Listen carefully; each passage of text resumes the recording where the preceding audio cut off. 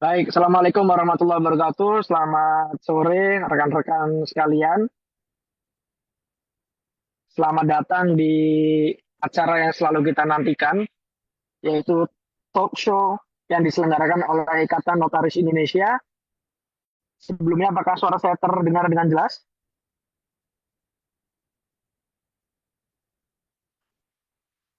Mohon izin, apakah suara saya terdengar dengan jelas?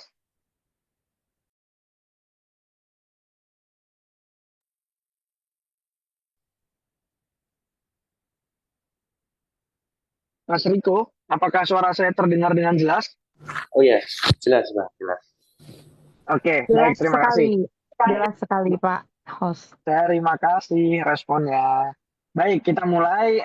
Selamat datang sekali lagi. Saya ulang, para peserta audiens talk show yang diselenggarakan oleh Ikatan Notaris Indonesia dengan judul Ini Talk. Wah, ini talk ya, keren. Hari ini kita akan membahas tema yang sebenarnya selalu dulu ini jarang, jarang terjadi. Sekarang-sekarang ini kok makin sering notaris yang mendapat surat cinta nih dari penyidik. Nah, ini nggak tahu nih kenapa ini permasalahannya apa, kayak gimana kok semakin sering profesi kita yang dalam ranah hukum perdata malah semakin sering dipanggil perkara-perkara yang sifatnya pidana. Atau mungkin bahasa kerennya yang kita biasa pakai yaitu profesi kita dikriminalisasi. Nah, temanya sudah pas. Jangan panik. Wah, harus pakai tanda seru ya. Jangan panik. Notaris versus penyidik. Ya nggak? Terus langkahnya gimana nih? Kalau kita nanti dipanggil oleh penyidik. Kita akan bahas sore hari ini bersama dengan dua narasumber. Yang pertama ada Pak Taufik selaku Majelis Kehormatan Notaris Pusat. Kemudian yang kedua ada Pak Zultrisman, tentunya selaku Kabid Pembinaan Anggota. Dua narasumber ini sudah sangat pengalaman berkaitan dengan rekan-rekan kita yang dipanggil oleh penyidik. Saya, jangan saya, amit-amit ya. Kita semua nih, jangan kita ya. Kita semua ini dalam mengerjakan akta kalau sudah benar sesuai SOP, sesuai undang-undang, tiba-tiba dapat surat cinta nih dari penyidik. Tetap gemeter, tetap nervous. Padahal kita ngerasa sudah benar, sudah pas bikin aktenya. Ya nggak sih? Kita berpikir, apa yang salah kok sampai dipanggil oleh penyidik nih? Sepinter-pinternya kita, sesiap-siapnya kita, kalau dipanggil oleh penyidik, otomatis akan merasa nervous, akan keringat dingin dan mungkin nggak bisa tidur itu semalaman. Gimana Mas Riko, menurut Mas Riko nih? Pernah nggak mengalami hal seperti itu Mas Riko? Ya, saya mendampingi juga nih Pak, mendampingi Bang Prahaswi. Betul sekali Bang. Jadi meskipun saya dalam konteks PPAT ya waktu itu ya. Jadi untuk PPAT sendiri memang saya sudah kurang lebih 6 sampai 7 tahun. Memang bagi kami semua, kita-kita ini notaris atau PPAT yang baru, kita mungkin merasakan atau tidak begitu apa ya, mungkin di awal begitu ketika melihat para klien atau penghadap kita datang, kita merasakan bahwa mereka pasti punya itikat baik atau niat yang baik. Tapi ternyata setelah pulang dari kantor kita, ternyata mereka bermasalah begitu, dan kita malah yang dapat suratnya nih. Jadi dipanggil untuk memberikan keterangan terhadap akte yang kita buat, apakah benar atau tidak. Jadi saya seumur-umur baru sekali. Jadi saya pun selama ini saya membuat akte selalu hati-hati ya. Jadi akte itu saya betul-betul lakukan dengan baik. Ternyata itu pun juga berpotensi juga untuk dipanggil. Nah, makanya webinar ini cukup penting ya untuk kita sama-sama membahas sebenarnya. Jadi terutama notaris muda, notaris baru yang 10 tahun ke bawah supaya kita juga tentu pasti ada apa ya, ada panik-paniknya sedikit, ada grogi-groginya ketika dipanggil apa yang harus dilakukan dan sebagainya ya. Turut tergugat, apakah tergugat ya. Dan di sisi lain kita juga ada misalkan dalam Undang-Undang Jabatan Notaris di sana disebutkan bahwa kita harus menjaga rahasia jabatan, menjaga apa kehendak para pihak yang dicantumkan dalam akta kita. Nah, itu mungkin bagaimana batasan kewenangan dan kewajiban kita tersebut. Nanti saya mohon pencerahannya nih dari para narasumber. Begitu mungkin, Bang, untuk awalannya. Baik, Mas Riko. Ternyata Mas Riko pernah dikasih surat cinta juga ya. Mas Riko, Iya nggak nih. harus yang 10 tahun ke bawah. Yang sampai Ah, werda pun iya. dipanggil pasti grogi juga itu Mas Riko. Nah, Karena itu. akta kita kan Iya. abadi kan ya. Ah, Baik Mas betul Riko, nggak sekali. usah berpanjang-panjang lagi. Talk show sore hari ini akan dipandu oleh saya, Ramzi Baraba, dan rekan saya, Riko Survival Yubaidi, dengan narsum yang sudah hadir pada kesempatan kali ini. Mungkin saya ingin dengar suaranya, tipis-tipis dulu Pak. Pak Zultrisman, apa kabar Pak Zultrisman?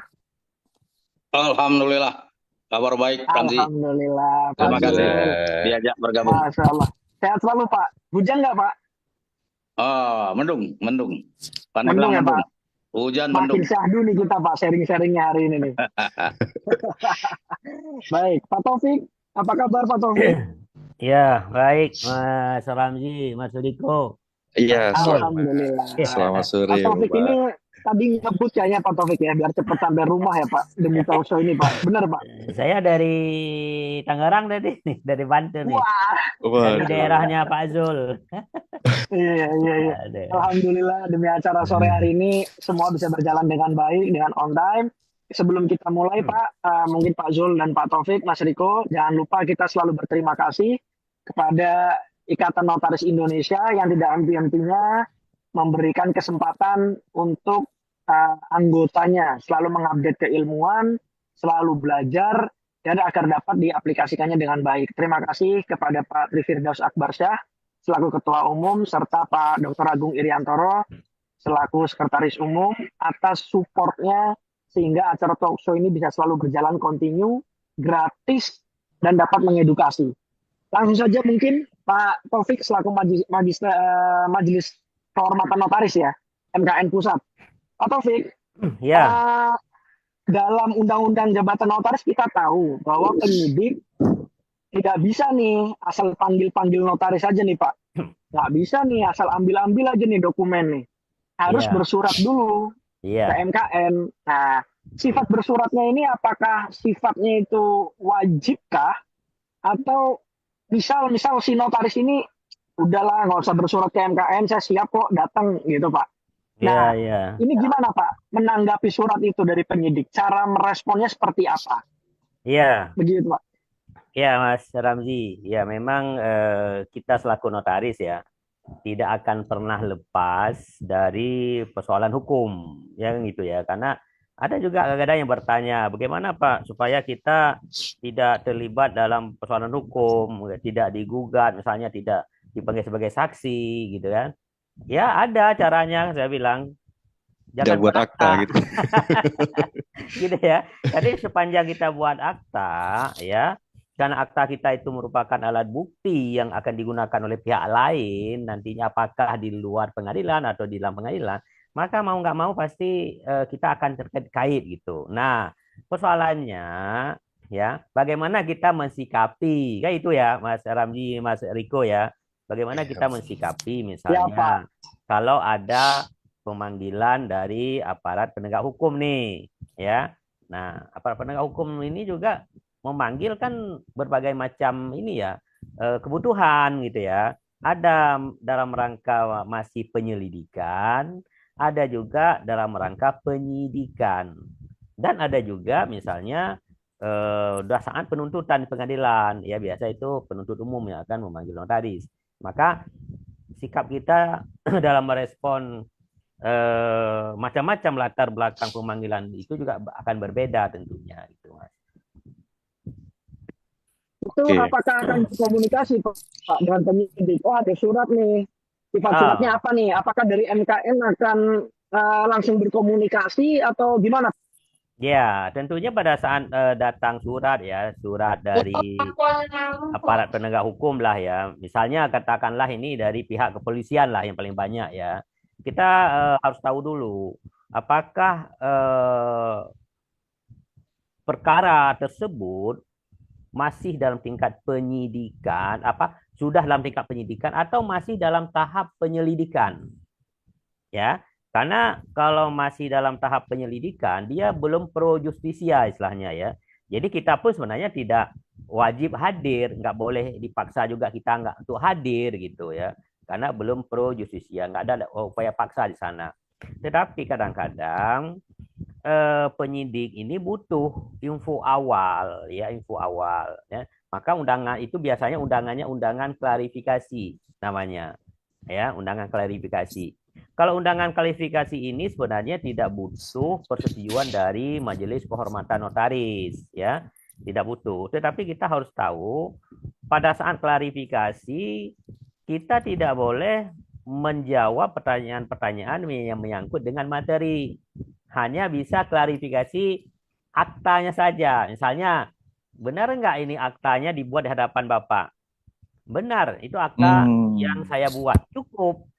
Jadi kalau yang lain, yang lain saya nggak bisa jawab karena itu udah menyangkut dengan materi ya. Nah, kalau menyangkut materi, baru bisa kita dipanggil oleh APH ya. APH ini penyidik ya pertama. Penyidik ini bisa semua penyidik. Bisa penyidik di tingkat kepolisian, bisa penyidik di penyidik PNS, penyidik KPK, penyidik pajak, semua penyidik lah. Ya, tidak hanya kepolisian. Jadi penyidik, bukan polisi, penyidik. Kemudian penuntut umum.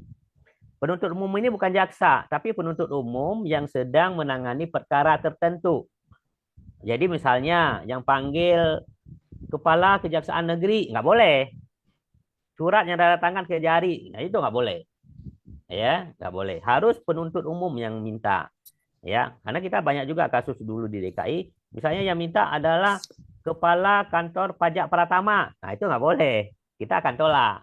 Yang boleh apa? Penyidik pajak yang sedang menyidik, gitu ya. Tuh. Jadi penuntut umum itu bukan jaksa, tapi penuntut umum yang sedang menangani perkara tertentu. Atau hakim pun yang sedang menangani perkara tertentu. Perkara apa?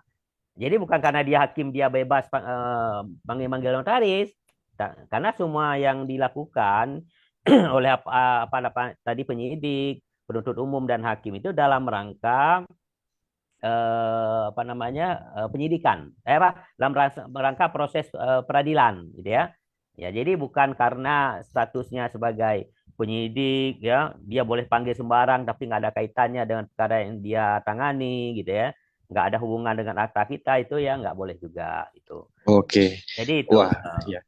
Jadi tadi pertama saja sudah penting sekali ya bahwa kita ternyata sebagai notaris itu harus bisa membedakan ya Pak ya keterangan yang kita sampaikan saat klarifikasi dengan nantinya saat sudah di tingkat penyidikan begitu ya Pak ya, karena banyak juga notaris rasa-rasanya begitu karena mungkin sudah terlanjur ketakutan akhirnya baru di tingkat klarifikasi disampaikan semua begitu ya Pak ya, itu Iya. termasuk melanggar rahasia Bisa. kita ya Pak ya, rahasia akta ya Pak ya, jadi ya. Bisa. Karena kalau kita menjawab sudah menyangkut materi, kita tidak ada izin dari Majelis Kehormatan, kita bisa aja nanti dianggap sudah melanggar sumpah jabatan, ya, melanggar Itu ya. kewajiban kita untuk merahasiakan isi akta dan keterangan yang kita peroleh ya sesuai sumpah kita tersebut. Itu bisa aja pihak-pihak yang merasa dirugikan itu bisa melapor kita sebagai pidana.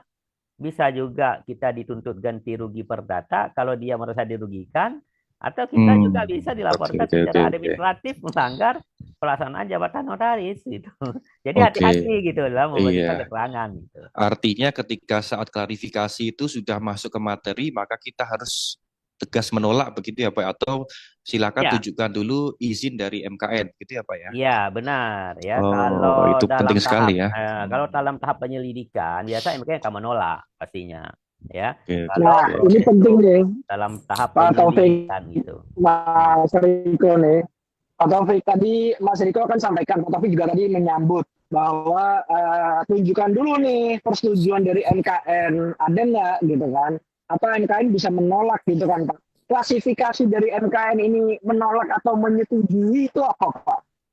Nah, ini sebenarnya kan banyak ininya ya klasifikasinya ya. Kapan ditolak, kapan disetujui. Yang jelas yang pertama sekali, kalau masih dalam tahap penyelidikan itu pasti ditolak, ya pasti. Kemudian kalau isi dari surat permohonan dari penyidik gitu ya atau dari penuntut umum itu tidak jelas ya, tidak jelas, misalnya tidak menyebut aktanya akta yang mana ya. Oh, kalau dia menyebut akta, namanya hubungannya perkara tersebut dengan akta ini apa ya, kenapa notaris harus diminta keterangannya ya, itu harus jelas ya. Makanya dulu saya memberikan beberapa poin kepada penyidik. Misalnya ingin memanggil notaris itu di dalam surat itu minimal ada 8 poin harus termuat ya. Tapi inilah praktek ini jarang sekali. Ya, jarang sekali. Misalnya harus ada informasi pelapor siapa? Bukan kuasa. Kadang-kadang dalam surat permohonan penyidik yang ada nama kuasa pelapor. Misalnya saya yang melapor, saya beri kuasa ke Mas Ramji, pelapornya ditulis Mas Ramji gitu kan. Begitu kita tanya kepada notaris, kenal nggak dengan Ramzi? Nggak kenal, Pak. Ya udah nggak kenal, nggak bisa kita lanjut pemeriksaannya gitu kan. Nah, makanya kita meminta kepada penyidik cantumkan nama pelapor aslinya ya, bukan kuasa, supaya kita gampang melihat benang merahnya. Kemudian terlapor itu siapa? Apakah notaris itu sebagai telapor atau orang lain sebagai telapor? Karena ini akan berbeda nantinya MKN menangani perkara ini. Kalau notarisnya yang sebagai telapor, maka MKN akan melihat mengenai pelaksanaan jabatan notaris. Apakah benar atau tidak benar, atau ada satu kesalahan atau tidak di sana.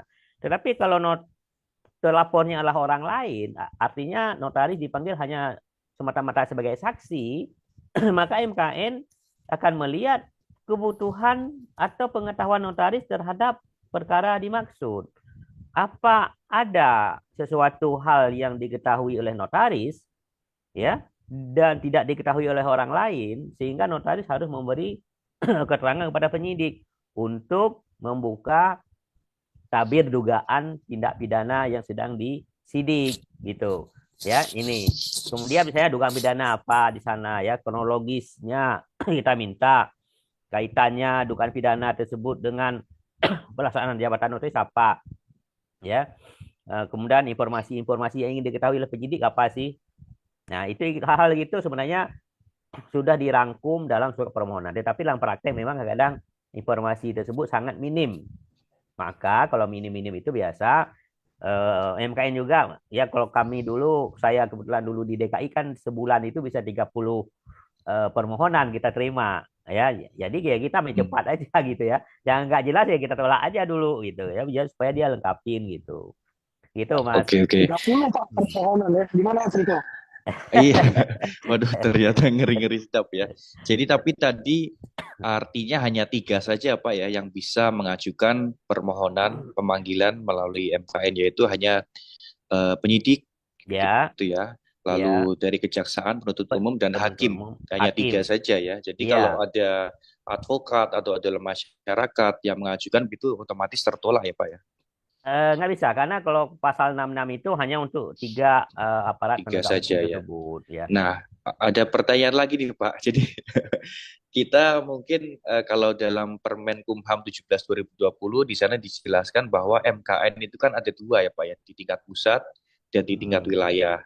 Tapi rasa-rasanya kami sempat mendengarkan nih ada di wilayah-wilayah tertentu yang MKNW-nya belum ada saat ini. Nah, itu seperti apa Pak? Apakah dia akan bersurat ke pusat atau wilayah terdekat atau bagaimana Pak? Saya rasa ya, tapi saya nggak tahu juga ya. Setahu saya hampir semua wilayah itu sudah ada MKNW-nya ya. Yang ada kanwilnya itu biasa udah ada MKNW-nya. Tapi kecuali mungkin yang yang Papua itu ya, atau Kaltara Kalimantan Utara itu saya rasa belum, masih ke MKNW Kalimantan Timur. Tapi yang 33 provinsi itu semuanya udah ada MKNW-nya saat ini. Oh, berarti sudah ada, mungkin yang belum ada tuh dari unsur notarisnya begitu ya Pak ya, atau bagaimana? Oh, yang maksudnya yang baru ini ya. Gimana maksudnya yang belum ada? Suaranya tidak masuk. Yang belum ada maksud Mas Riko tadi ya, mana? Betul Pak. Biasa ya, sudah ada mungkin yang belum ada dari unsur notaris. Jadi Pak Taufik sangat jelas. Ya. Jadi dari unsur NKNW Pak, kan ada yang unsur notaris Pak. Ah, Nah, di salah satu provinsi ini, di NKNW ini nggak ada unsur notaris ya Pak. kalau nggak ada Itu nggak bisa. gimana menurut? Nggak bisa, karena untuk bersidang itu, untuk tim pemeriksa itu sendiri harus memenuhi 3 unsur. Jadi kalau misalnya ada satu unsur yang tidak ada, ya nggak bisa. Harus lengkap 3, gitu. Plus tim sekretaris Surat dari permohonan MKN. gimana Pak? Ya, Surat permohonan penyidik gimana Pak? Kalau ternyata NKNW-nya ini elemennya nggak lengkap, terus penyidik harus bersurat ke siapa? Ke pusat langsung. ya. Atau gimana Pak? Nah ini problem. Tapi saya nggak tahu ya, apakah case itu memang ada benar ada atau tidak ya. Karena setahu saya sejak tahun 2015 ya, setelah pembentukan MKNW itu hampir tidak ada kekosongan ya dari MKNW. Kecuali dulu pernah ya, ini mungkin karena berakhir masa jabatan MKNW yang baru itu belum dilantik ada. Ya, itu akan merepotkan karena di undang-undang sendiri kan disebut jika 30 hari tidak ada persetujuan ya setelah dikirim permohonan oleh penyidik misalnya, maka dianggap disetujui ya. Tetapi dalam prakteknya ya akhir-akhir ini ya itu penyidik tidak akan berani memeriksa notaris jika tidak ada persetujuan gitu. Meskipun udah lewat 30 hari, kadang-kadang mereka juga nggak berani gitu. Akan menunggu gitu. Karena konsekuensinya kan bisa nanti dipermasalahkan ya. Bisa diperadilankan misalnya. Makanya mereka sekarang lebih hati-hati dalam memeriksa notaris itu kalau nggak ada persetujuan dari Majelis Kehormatan Notaris itu. Baik, Pak Taufik. Terima kasih. Saya beralih ke Pak Zul. Pak Zul, dari cerita Pak Taufik tadi, ada bahkan laporan semakin sering nih Pak. Ada di DKI aja udah 30, ya kan? Semakin sering.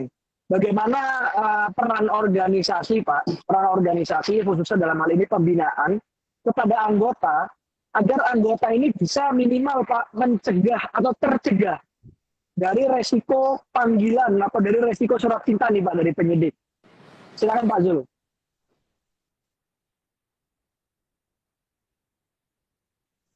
Masih mute Pak Zul. Oh, sudah.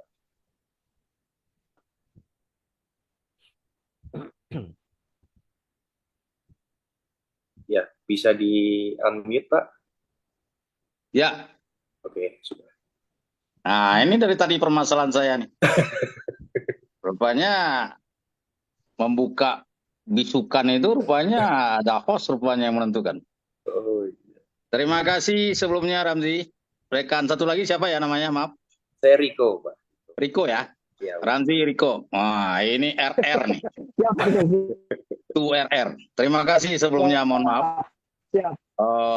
Kesempurnaan milik yang di langit. Ya, kita manusia ya kelebihan alfa. Saya sih tidak merasa Ya, yang betul. paling Siap, bagus Pak Zul. dan paling mengetahui atau mau memahami seluruh Ya, permasalahan. benar.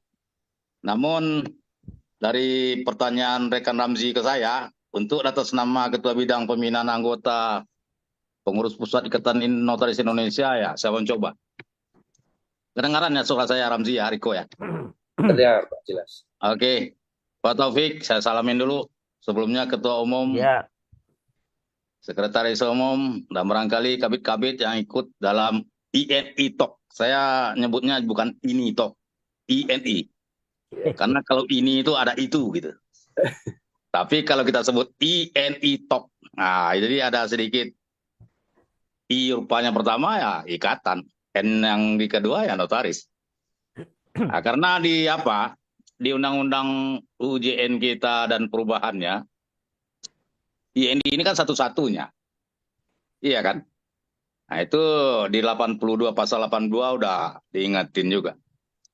Untuk PPINI sendiri di bidang pembinaan, apa yang ditanyakan Deka Ramsi ini sebenarnya sejak kawan-kawan itu tamat, adik-adik itu tamat dari MKN, mereka jika berniat menjadi notaris, dia berbondong-bondong mendaftarkan diri ke Pengda dan Pengwil untuk menjadi peserta atau ALB lah.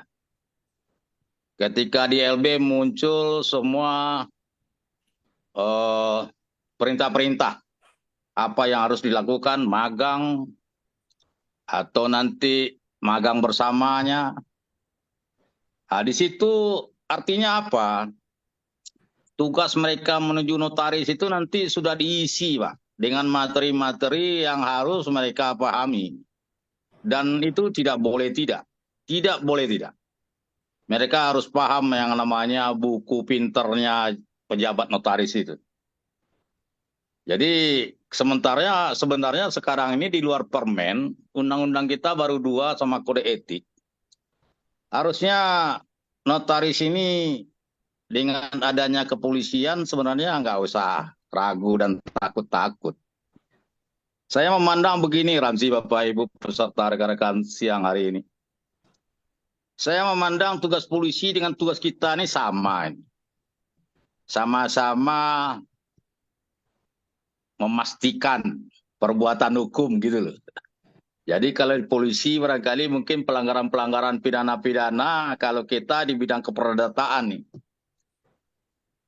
Urusan kita dengan polisi ini kan ada urusan keperdataan yang kita bikin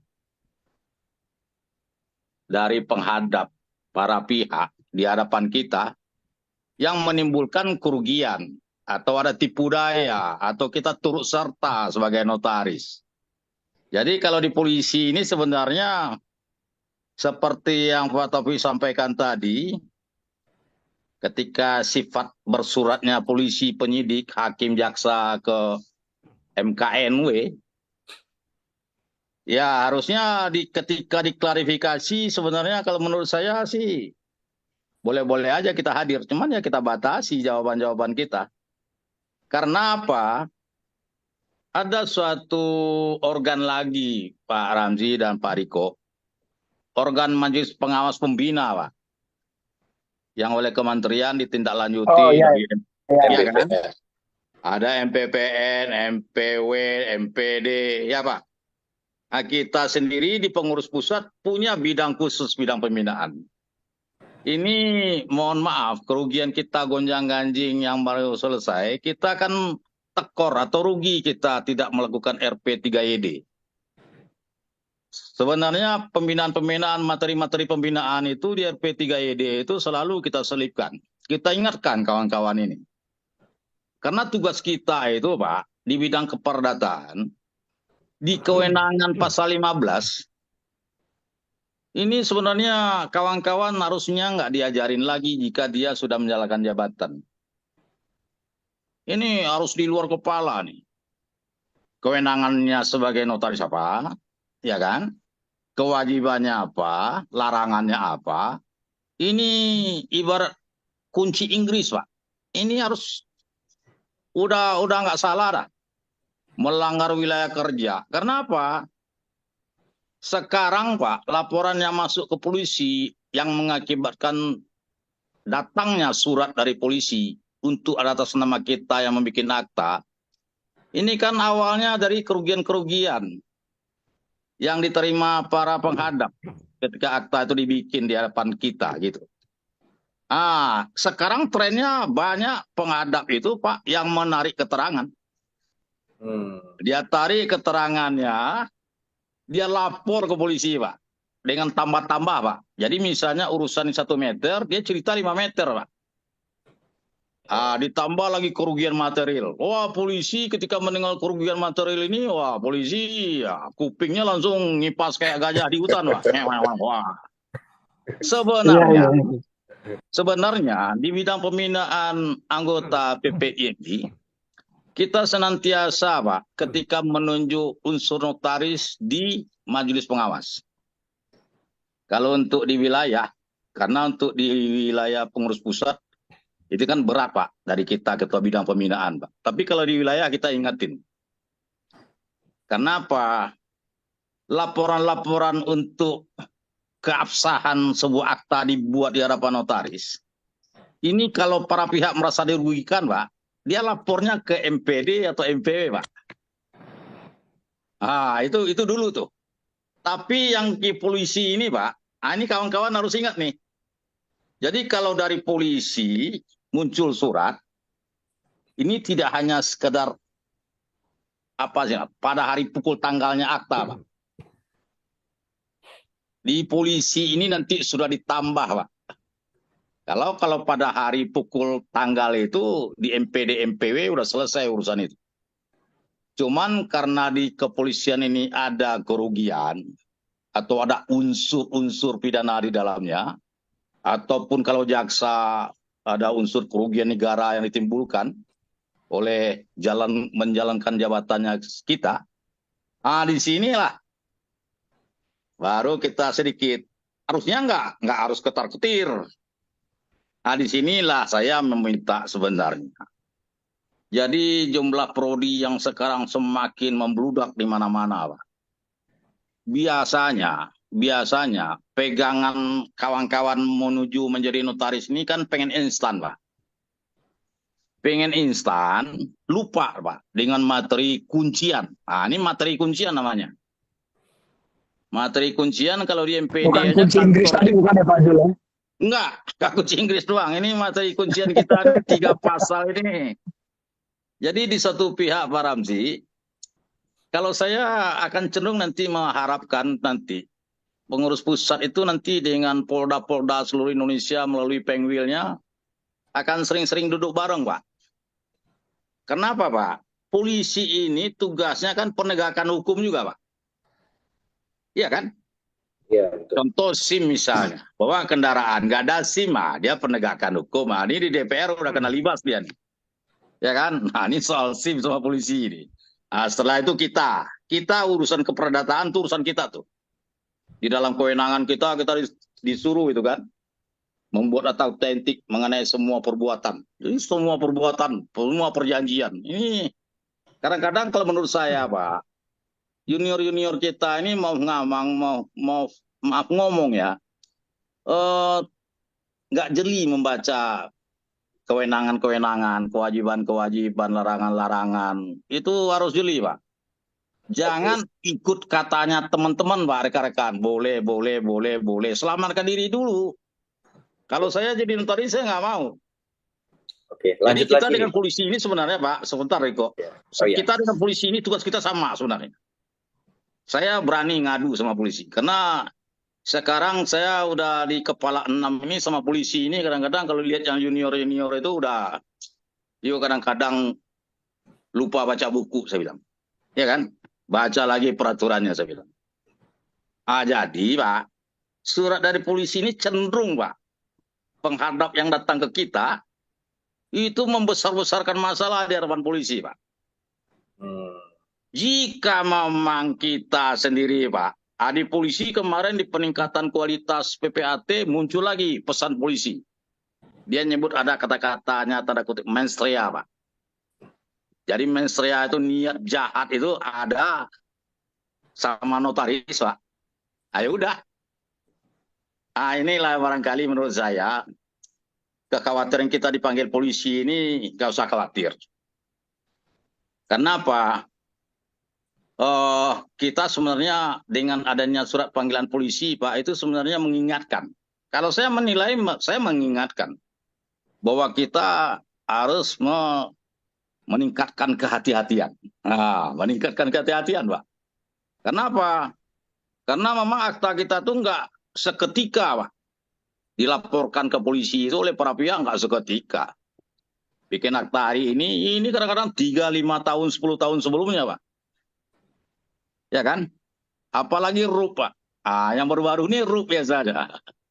Kawan-kawan main cepat aja, Pak. Tanpa tanda tangan pemegang saham, apa kurang ini, kurang itu, ya udah.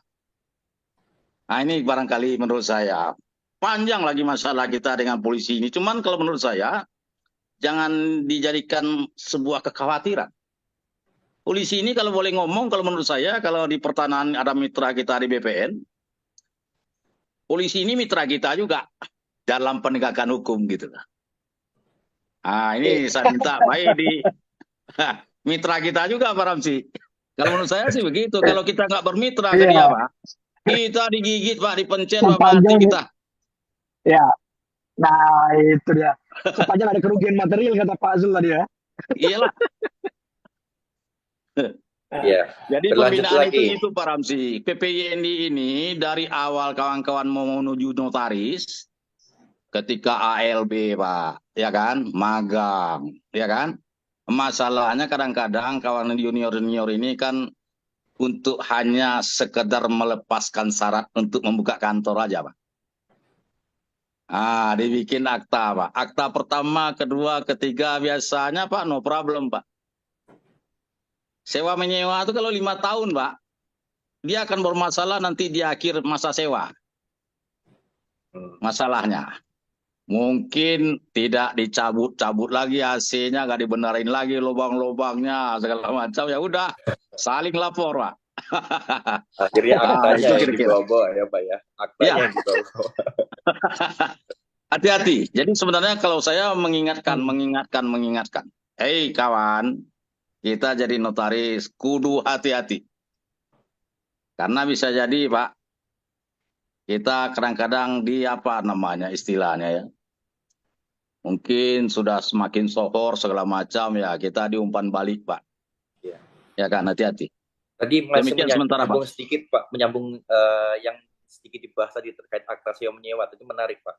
Nah, Ya. mungkin memang ya, mungkin di tahun pertama, tahun kedua, 3, 4 dan sebagainya itu berjalan mulus begitu. Lalu kejadian nih benar-benar bahwa ternyata tidak dikembalikan dalam posisi semula dan sebagainya. Akhirnya akta notaris yang digunakan sebagai senjata begitu, memperkerahkan juga notarisnya. Nah, menurut Pak Zul ini bagaimana apabila dilakukan atau penambahan klausul eksonerasi begitu Pak? Itu klausul eksonerasi itu dalam hal praktek notaris itu sejauh mana ya Pak ya? Bagaimana klausul eksonerasi itu tepat digunakan atau boleh digunakan kita? Jadi apakah itu seperti itu tepat? Jadi supaya kita juga tidak selalu ya ditarik-tarik dalam permasalahan yang mungkin tadi remeh-temeh begitu. Mungkin bisa memberikan gambaran Pak bagi kita. Jadi terima kasih Rekan Riko.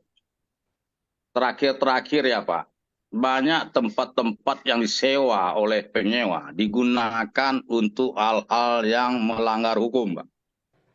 Membikin narkoba, coba. Ya kan? Di awal-awalnya barangkali mungkin kan nggak mungkin itu yang muncul Pak. Ketika sewa menyewa kita bikin di hadapan kita. Jadi kuncian-kuncian ini sewa menyewa ini notaris harus jeli Pak. Mengikat para pihak ini jangan sampai membebankan masalah mereka ke kita. Kita tambahinlah klausul-klausul yang melepaskan diri kita. Yang pertama, contoh, jika perjanjian ini dilakukan dengan melanggar hukum, salah satunya dalam perjalanannya, ya udah itu risiko yang melanggar. Kita yang tukang bikin jangan begitu, karena di akta jual beli ya Pak Taufik, kan ada pasal yang membebaskan saksi dan PPAT ya Pak. Di akta notaris seharusnya juga disewa menyewa, karena sewa menyewa ini biasanya dia bermasalah di akhir masa sewa. Di akhir masa sewa dia sering bermasalah. Kadang-kadang kalau muncul kerugian dari para pihak, kita ditarik-tarik turut tergugat. Ini harus kita pintar-pintar membebaskan atau melepaskan diri. Maksudnya Pak, karena ada di pasal yang barangkali juga jadi permintaan kawan-kawan juga Pak Taufik atau rekan Ramzi dan Riko. Ada bunyinya Pak, para pihak itu kan dimintakan ganti kerugian Pak oleh para pihak, ya kan? Iya. Jadi honor haktanya dengan minta pergantiannya Pak, wah langit bumi Pak. Ini hati-hati Pak, ada 1-2 kawan yang sudah pernah bermasalah. Aktanya honornya paling 5 juta Pak. Tapi ganti kerugiannya dituntut oleh penghadap yang merasa dirugikan dengan akta kita. Itu berlipat-lipat Pak. Ini juga kadang-kadang menjadi PR kita juga nanti. Mudah-mudahan nanti UU ini masih tetap dalam penyempurnaan. Di satu pihak, kita yang menjalankan jabatan Pak. Kehati-hatian ini Pak, kalau boleh ngomong sih, jadi notaris, jadi hakim, beda-beda tipis Pak. Kita jadi notaris bisa juga sebelah kaki kita di penjara, Pak. Ya kan? Salah-salah membuat akta atau dibuju-buju oleh para pihak, masuk ya udah langsung. Nah, ini yang menurut saya sih yang perlu kita tekankan kepada kawan-kawan yang menjalankan jabatan. Mau ngomong ya Pak Taufik, ini pengalaman saya, akta PPAT saya 2012 Pak, diingkari oleh si penjual Pak. Dia nggak tanda tangan katanya, dia nggak menghadap, dia nggak gini katanya. Waduh, Itu tahun 2012 Pak, sekarang tahun 2024 2024. ya. 10 tahun kemudian baru ini. Ya, jadi itu belum ada KTP elektronik. Waktu memoto-moto atau sidik jari segala macam 2012 itu kayaknya masih belum apa ya, belum kebiasaan. Sampai dia ganti sedikit model tanda tangannya. Ini modus, Pak. Ah, ini kemarin baru saya beresin urusan itu. Jadi apa? Dia lupa, dia bilang apalagi saya bilang kamu aja lupa nggak tanda tangan, apalagi saya nggak ketemu kamu, dia bilang. Jadi begitu Pak kira-kira. Jadi para pihak untuk semua akta yang kita bikin harus benar-benar kita pastikan. Makanya warkahnya Pak. Jadi warkah penting Pak. Jadi warkah jangan diakal-akalin. Pada hari pukul jangan ditambah kurangin. Sesuaikan aja dengan keadaan. Makanya kawan-kawan yang bikin banyak akta Pak. Puluhan sehari ya sampai ratusan. Ini kadang-kadang kita kan jadi bingung juga. Nah, nanti dia berarti dia berani menanggung risiko. Kalau ibaratnya kapal di laut, Pak, siap menghadang ombak. Nah, kan kira-kira begitu, Pak. Nah, kita harusnya jadi notaris jangan begitu pola berpikirnya menjalankan tugas jabatan. Cari yang bisa, itu meskipun kapal ini berlayar di lautan luas, cari yang ombaknya tenang, anginnya semilir-semilir aja, Pak. Jadi kapal ini jalannya enak gitu, Pak. Dapat ikan juga gitu loh. Dari dapat ikan gede, ombaknya besar, kapal kita berisiko untuk karam. Nah, gitu, Pak. Nah, Ini baik Pak kira-kira. Zul. Ya, itu kira-kira. Itu kira-kira Siap, nanti Pak Zul. Pak Ramzi. Benar, Pak. Itu kira-kira Siap. nanti. Ya. Artinya tindakan preventif dari organisasi ini cukup jelas dari waktu ALB sampai Iya. dengan pelaksanaan jabatannya gitu ya Pak Zul ya. Iya. Mungkin Pak Kode Taufik, etiknya. Ya. Pak Taufik ada tanggapan Pak Taufik? Ya, jadi gini ya, yang harus diingat ya, di Undang-Undang Jabatan Notaris itu kan di pasal 52 itu sudah diatur ya, notaris itu tidak boleh membuat akta untuk dirinya sendiri kan gitu ya. Dan lain-lain lah gitu. Itu kunci. Sebenarnya klausul-klausul pembelaan diri notaris yang mungkin lazim ya saat ini dicantumkan di dalam akta-akta notaris itu sebenarnya nggak ada fungsinya sih di sisi pembelaan diri untuk notaris gitu ya.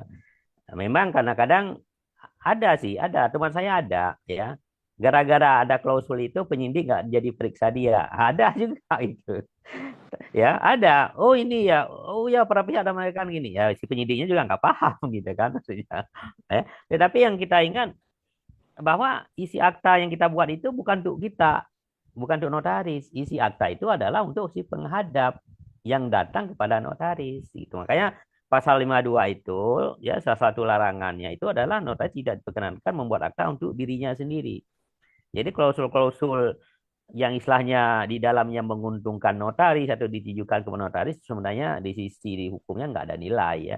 Sisi hukumnya ya meskipun kadang-kadang ada ininya juga gitu. Ada ya. Ada saat-saatnya itu kadang-kadang bisa untuk mengelabui orang lain gitu ya, terutama mengelabui penyidik gitu ya. Jadi itu yang diingat ya. Kalau saya begini ya, preventif bagi kita sendiri bagaimana sih dalam membuat akta ya. Risiko tetap ada, nggak mungkin 100% kita aman dalam membuat akta, itu nggak ada ya. Sebagus-bagusnya, sehati-hatinya kita membuat akta, pasti ada aja masalah yang bisa timbul gitu ya. Jadi kalau kita dipanggil oleh penyidik atau kita digugat ke pengadilan sebagai turut tergugat misalnya, bukan artinya notarisnya salah. Ya, kalau misalnya MKNW menyetujui pemanggilan notaris sebagai saksi, bukan artinya notaris itu salah. Ini kadang-kadang yang disalahpahami, ya. Benar pun notaris, kalau memang ada kebutuhan itu, ya harus memberikan penjelasan. Maka, kalau saya sering mengatakan begini, akta yang baik itu adalah akta yang bisa menjawab dirinya sendiri. Ya kan? Semua informasi yang dibutuhkan, semua informasi yang terkait dengan lahirnya akta tersebut tercantum di dalam akta itu sendiri. Jadi kalau ada orang lain bertanya, tinggal buka akta aja. Sepanjang semua pertanyaan itu ada dalam akta, tidak perlu notaris harus memberi kesaksian lagi di hadapan penyidik misalnya atau di hadapan pengadilan. Nah, begitu kurang, ya kita tanya ini nggak ada, tanya itu nggak ada, ini kenapa begini, notarisnya juga nggak paham, ya mungkin draftnya yang siapkan karyawan ya, karyawannya atau stafnya itu, si notaris tinggal tanda tangan. Nah ini jadi masalah. Problemnya pada saat kita periksa notaris, ya karena permohonan penyidik misalnya karena kebutuhan untuk kesaksian ini, notaris nggak bisa menjelaskan akta yang dia buat sendiri. Nah ini yang bahaya. Maka saya sering menganjurkan ya, mewanti-wanti gitu ya. Pada saat notaris membuat akta, notaris itu harus bisa meyakinkan dirinya sendiri dulu. Misalnya ya, datang ke hadapan saya seseorang ya mengaku, oh nama saya Zul Trisman, ya. Oh kok Pak Zul yang ini yang datang, saya nggak perlu lagi tanya KTP, dah kenal, ya. Tetapi ada orang lain datang mengaku Zul Trisman, saya akan tanya, Bapak mengaku Zul Trisman itu apa dasarnya? Bapak bawa identitas enggak kan gitu. Oh dia bawa misalnya dokumen-dokumen yang terkait dengan nama Zul Trisman. Ya saya kan harus minta KTP misalnya. Kopi diberikan. Saya minta yang asli. Gitu kan. Oke, kalau saya nggak yakin, ya saya juga bisa ngecek gitu ya. Apa NIK ini memang betul atas nama Zul Trisman ini atau segala macam. Itu dalam rangka kehati-hatian ya namanya. Artinya pada saat orang yang datang ke saya itu mengaku Zul Trisman yang saya nggak pernah kenal, saya akan hati-hati, akan meyakinkan diri saya dulu. Ya, maka itulah prinsip kalau di dalam akta disebut penghadap harus dikenal oleh notaris. Jadi dikenal itu sebenarnya maknanya sangat sangat kuat ya untuk lahirnya suatu akta. Karena begitu salah orangnya, akta kan nggak ada nilai gitu. Jadi yakinkanlah diri kita bahwa orang yang berhadapan dengan kita benar orang yang dimaksudnya akan kita tuangkan akta. Ya, jadi proses mengenal itulah proses mengidentifikasi. Berbagai macam cara bisa KTP, paspor, surat keterangan atau apapun. Makanya UJN ya sampai membolehkan memperkenalkan oleh 2 orang saksi pengenal yang sudah dikenal oleh notaris. Ya, ya. Termasuk juga pada saat kita meragukan keterangan yang disampaikan oleh penghadap kepada kita. Ya. Kita bukan hanya mengkonstatir ya apa yang disampaikan oleh penghadap kemudian kita langsung tuangkan dalam akta. Tetapi kita harus mengkualifisir. Mengkualifisir itu ya kita menggali juga. Kalau kita percaya, ya boleh-boleh aja. Pak Zul Trisman datang ke saya mengatakan, Pak, saya membuat akta. Akta apa, Pak? Akta sewa menyewa. Yang mana, Pak? Itu rumah saya di pojokan jalan itu. Karena saya tahu itu punya Pak Zul di pojokan jalan. Dari dia beli tanah, bangun, segala macam saya tahu. Ya saya nggak ragu gitu kan. Saya boleh aja membuat. Tetapi pada saat orang yang datang ke saya mengaku dia punya rumah, mau disewakan, saya nggak yakin. Makanya saya akan minta bukti Bapak punya rumah yang mana. Dia bawa misalnya fotokopi sertifikat. Nah, saya ragu, saya minta asli. Dia bawa asli, saya masih ragu, saya akan cek. Karena ada sarana untuk pengecekan sertifikat ke kantor pertanahan. Nah, saya akan cek, ya kan? Itu bukan dalam rangka kewajiban seperti PPAT, tetapi dalam rangka saya meyakinkan diri saya bahwa ini adalah benar objeknya. Nah, pada saat semua hal orangnya kita yakini, keterangannya kita yakini, dokumen yang dibawa kita yakini, baru kita buat akta. Jadi kita dulu harus yakin gitu sebelum kita yakinkan orang lain. Kan akta kita ini akan digunakan oleh pihak lain siapapun nanti, ya dia harus yakin dengan isi akta itu.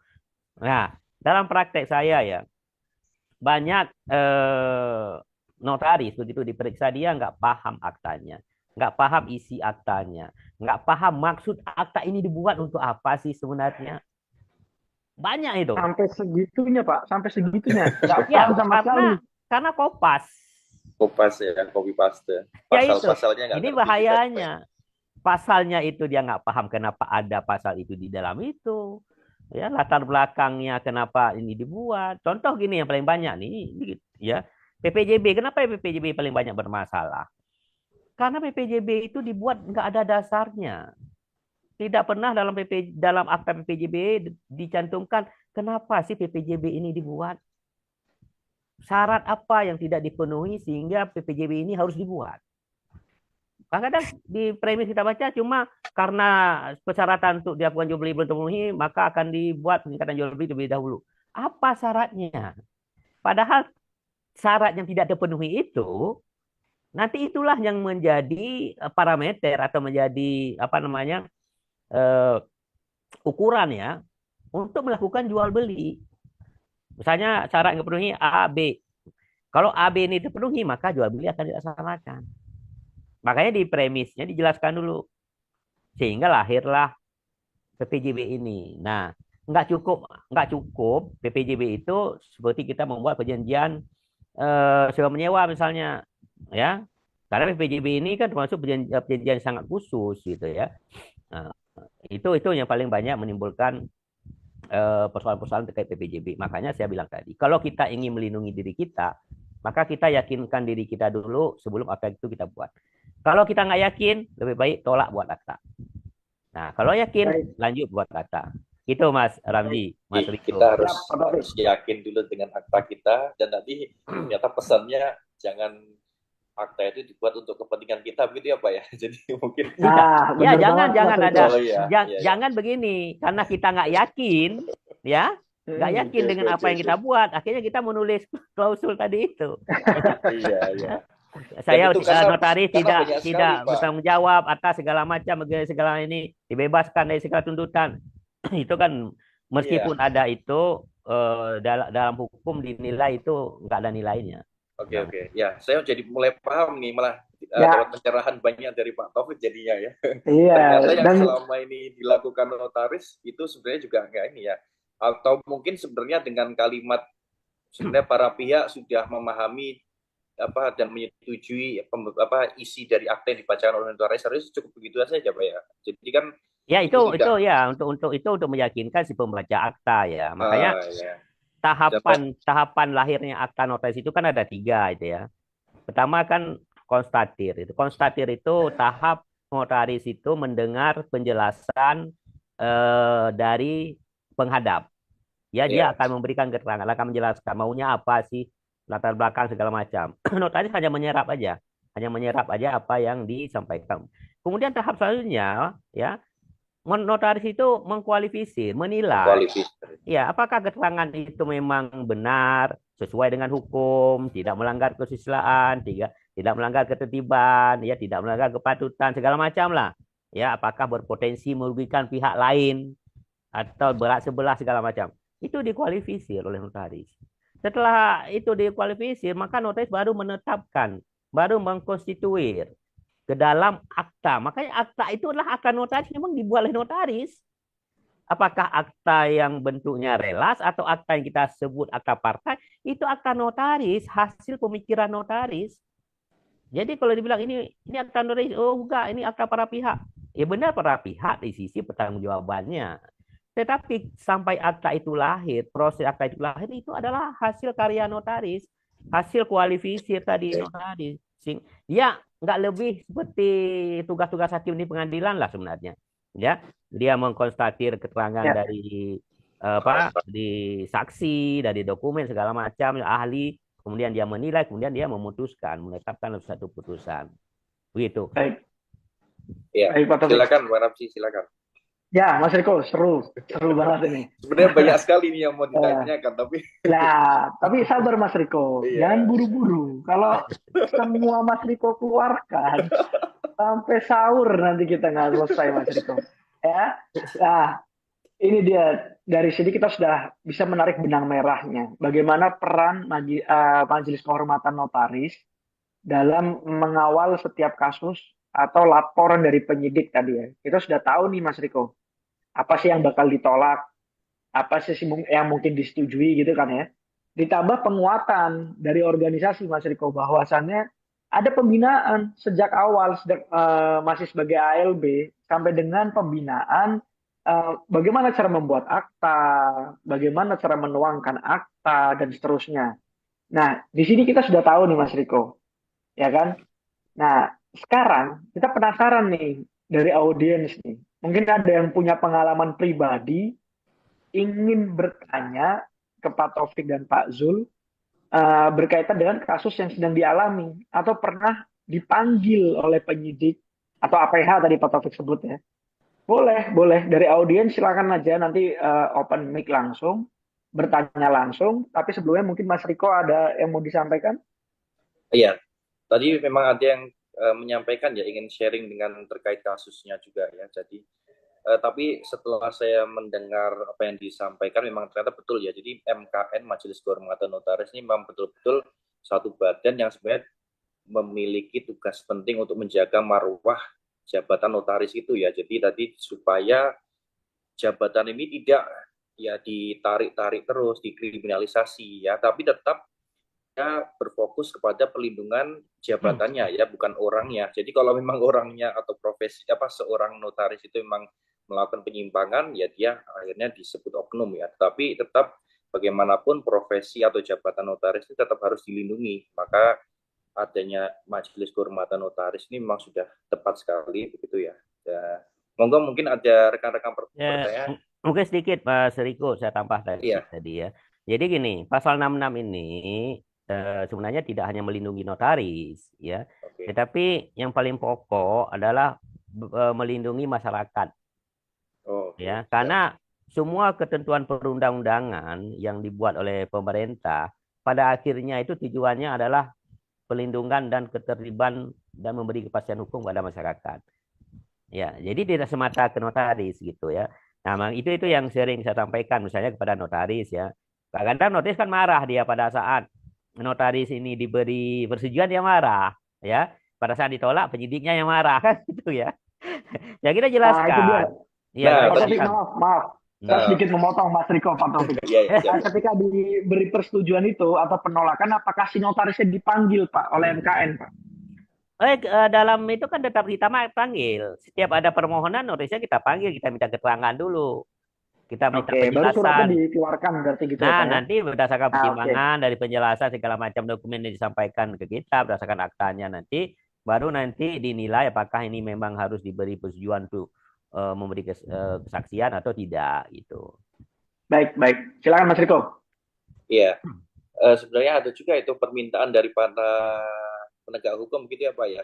Mereka merasa tidak masuk ke dalam unsur 3 tadi ya. Unsurnya kan hanya dari kementerian, unsur notaris dan unsur akademisi. Nah, menurut Bapak ini selaku Majelis Kehormatan Notaris perlu nggak mereka ini masuk sebagai unsur juga? Atau yang mana itu? Yang mana Mas? Ada para penegak hukum ini juga kalau tidak salah ya saya membaca berita itu mereka juga ingin masuk juga. Bukan, gini dia. Unsur, ya. Kalau di dalam UJN itu kan disebut akademisi dan ahli gitu ya. Ahli ya. Ahli. Jadi bukan akademisi aja, ada kalimat ahli di sana itu.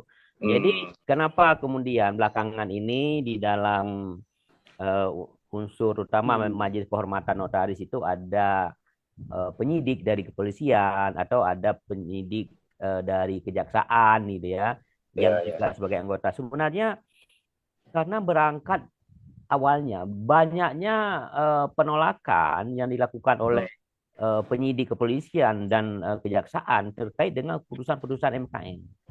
Dianggap MKN ini melindungi notaris. Menghambat proses. Ya, menghambat proses penegakan hukum. Malah pernah ya, MKN WDKI ini dilapor ke Polda, dipanggil semua oleh penyidik. Dengan alasan menghambat proses penyidikan. Kenapa? Karena putusannya menolak. Makanya untuk transparansi juga ya. Kok saya sih setuju-setuju aja gitu ya. Maka salah satu seorang dari APH itu dimasukkan sebagai anggota MKNW. Nah, pengalaman saya ya, pada saat ada APH di dalam MKNW, malah kita bisa menggunakan mereka untuk apa ya namanya ya. Kalau ada penyidik yang agak apa gitu, kita inilah ini urusan Bapak ya. tolong jelaskan kepada saling dipertemukan ini begitu gitu. ya. Dan mereka malah begini, lama-lama ya, malah mereka yang paham, begitu dia paham, malah dia lebih keras pada kita untuk melindungi notaris ini. Oh ini Pak nggak layak itu, Pak ini nggak layak gitu kan kadang. Meskipun kadang kita juga ada berseberangan juga ya. Tetapi dia dengan dia di dalam itu dia paham dan dia bisa menjelaskan kepada rekan-rekan dia di penyidik lain itu bagaimana sih, kenapa ini putuskan ini segala macam. Itu fungsinya gitu sebenarnya. Kalau saya melihat ada nilai positifnya adanya pihak APH ya di dalam unsur MKNW gitu. Ya karena itu memang dimungkinkan dalam undang-undang ya mewakili ahli. Ini ada pertanyaan di kolom chat Bang, kita bacakan atau bagaimana? Satu lagi Mas Riko, sebelum kita masuk ke kolom chat karena pasti akan lebih panjang itu. Oke. Tadi saya nyambung yang Pak Taufik sampaikan bahwa berkaitan dengan pendampingan, perlindungan. Saya penasaran Pak Zultrisman, dari organisasi sendiri Pak, ada nggak Pak bentuk pendampingan kepada notaris-notaris yang terkena permasalahan? Misal aja Pak, saya belum tahu ya Pak, dan mudah-mudahan saya nggak pernah terlibat juga di situ. Amin. Dikirim lawyer gitu Pak, misal Pak Zultrisman, atau pendampingan dalam bentuk apa gitu Pak Zultrisman dari organisasi. Apakah cukup dari MKN gitu Pak Zul? Silakan Pak Zul. Terima kasih Ramzi. Jadi pendampingan yang barangkali diharapkan kawan-kawan ini Pak, rata-rata kejadiannya Pak, unsur-unsurnya itu sudah terpenuhi Pak. Unsur-unsur pidananya loh Pak. Jadi surat persetujuan NKNW diberikan atau tidak diberikan, penyidik sudah bisa memanggil langsung. Bagi notaris yang memang punya kemampuan Pak, dia akan menyewa lawyer Pak, mendampinginya. Ya kan?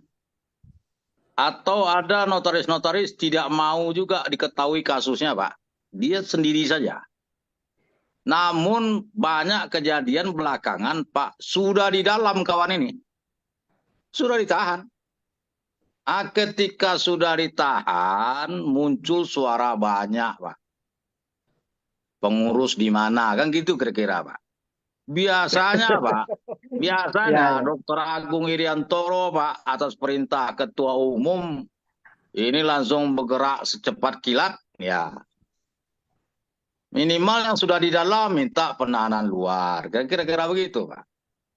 Sebenarnya kalau menurut saya sih, kawan-kawan jika disuratin oleh kepolisian atau penyidik, dia harusnya langsung mempersiapkan diri. Mengontak organisasinya atau dokumen-dokumen atau akta yang disebutkan. Ya Pak. Jadi kalau sepanjang klarifikasi, tadi Pak Taufik kan udah bilang Pak, kita datang tapi nggak di-open info yang ditanya. Oke. Kalau sudah masuk ke tahap penyidikan, ya otomatis kalau udah masuk ke tingkat penyidikan, otomatis harus ada pendamping. Pendamping dari unsur atau dari perkumpulan Pak. Ini rata-rata Pak, rata-rata yang selama ini pengurus pusat jalankan, manjur Pak. Manjur dalam artian, Ketua Umum, Ketua Bidang Perlindungan Anggota, Pak, banyak rekan-rekan di PP, rata-rata punya jalur dan pertemanan yang bagus dengan penegak-penegak hukum Pak. Ini kita masih dipercaya. Makanya kadang-kadang di luar